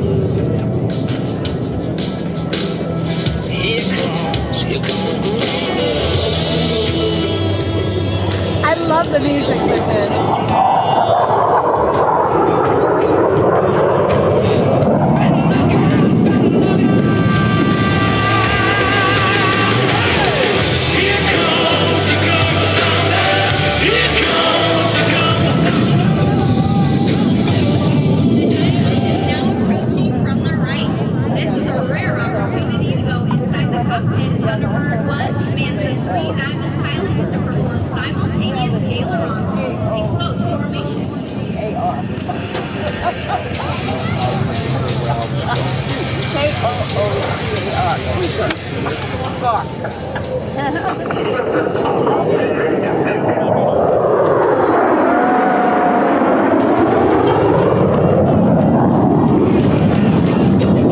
From your right, Major Downey, and from your left, Major Shoal. Inbound for Show Center at a closing speed of over 1,000 miles per hour. Before passing, both bank sharply, narrowly avoiding each other for the opposing knife edge pass.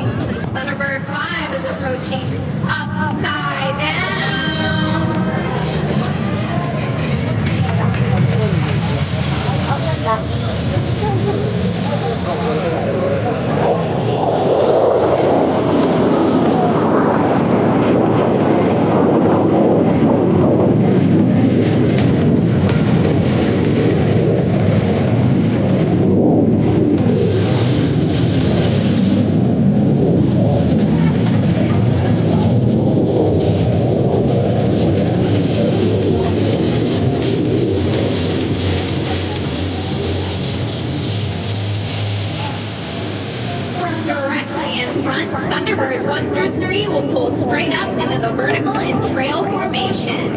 Emerging from the smoke, you will see the Thunderbirds have skillfully transformed back to the Thunderbird diamond formation.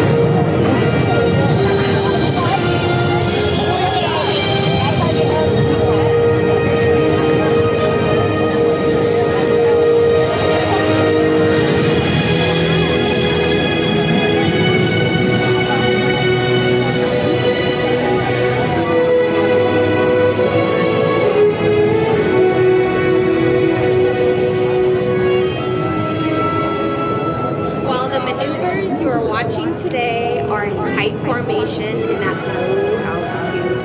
They require the same level of concentration and discipline that every Air Force pilot must employ. Whether flying combat missions over hostile territory or flying in support of humanitarian efforts in adverse conditions.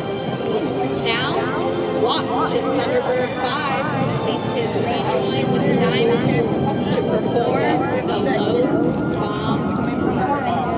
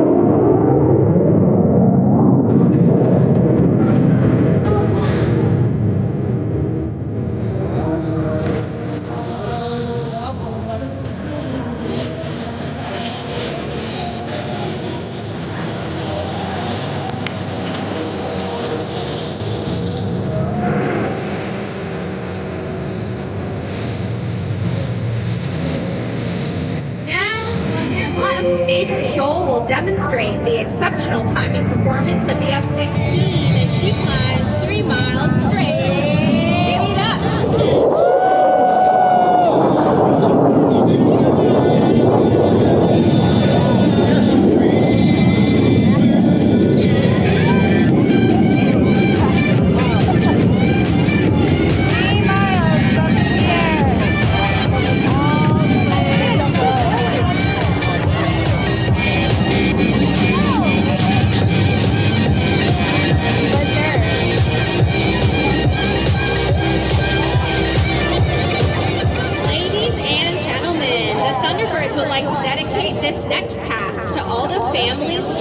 today, whose loved ones are deployed around the globe in the defense of our freedoms.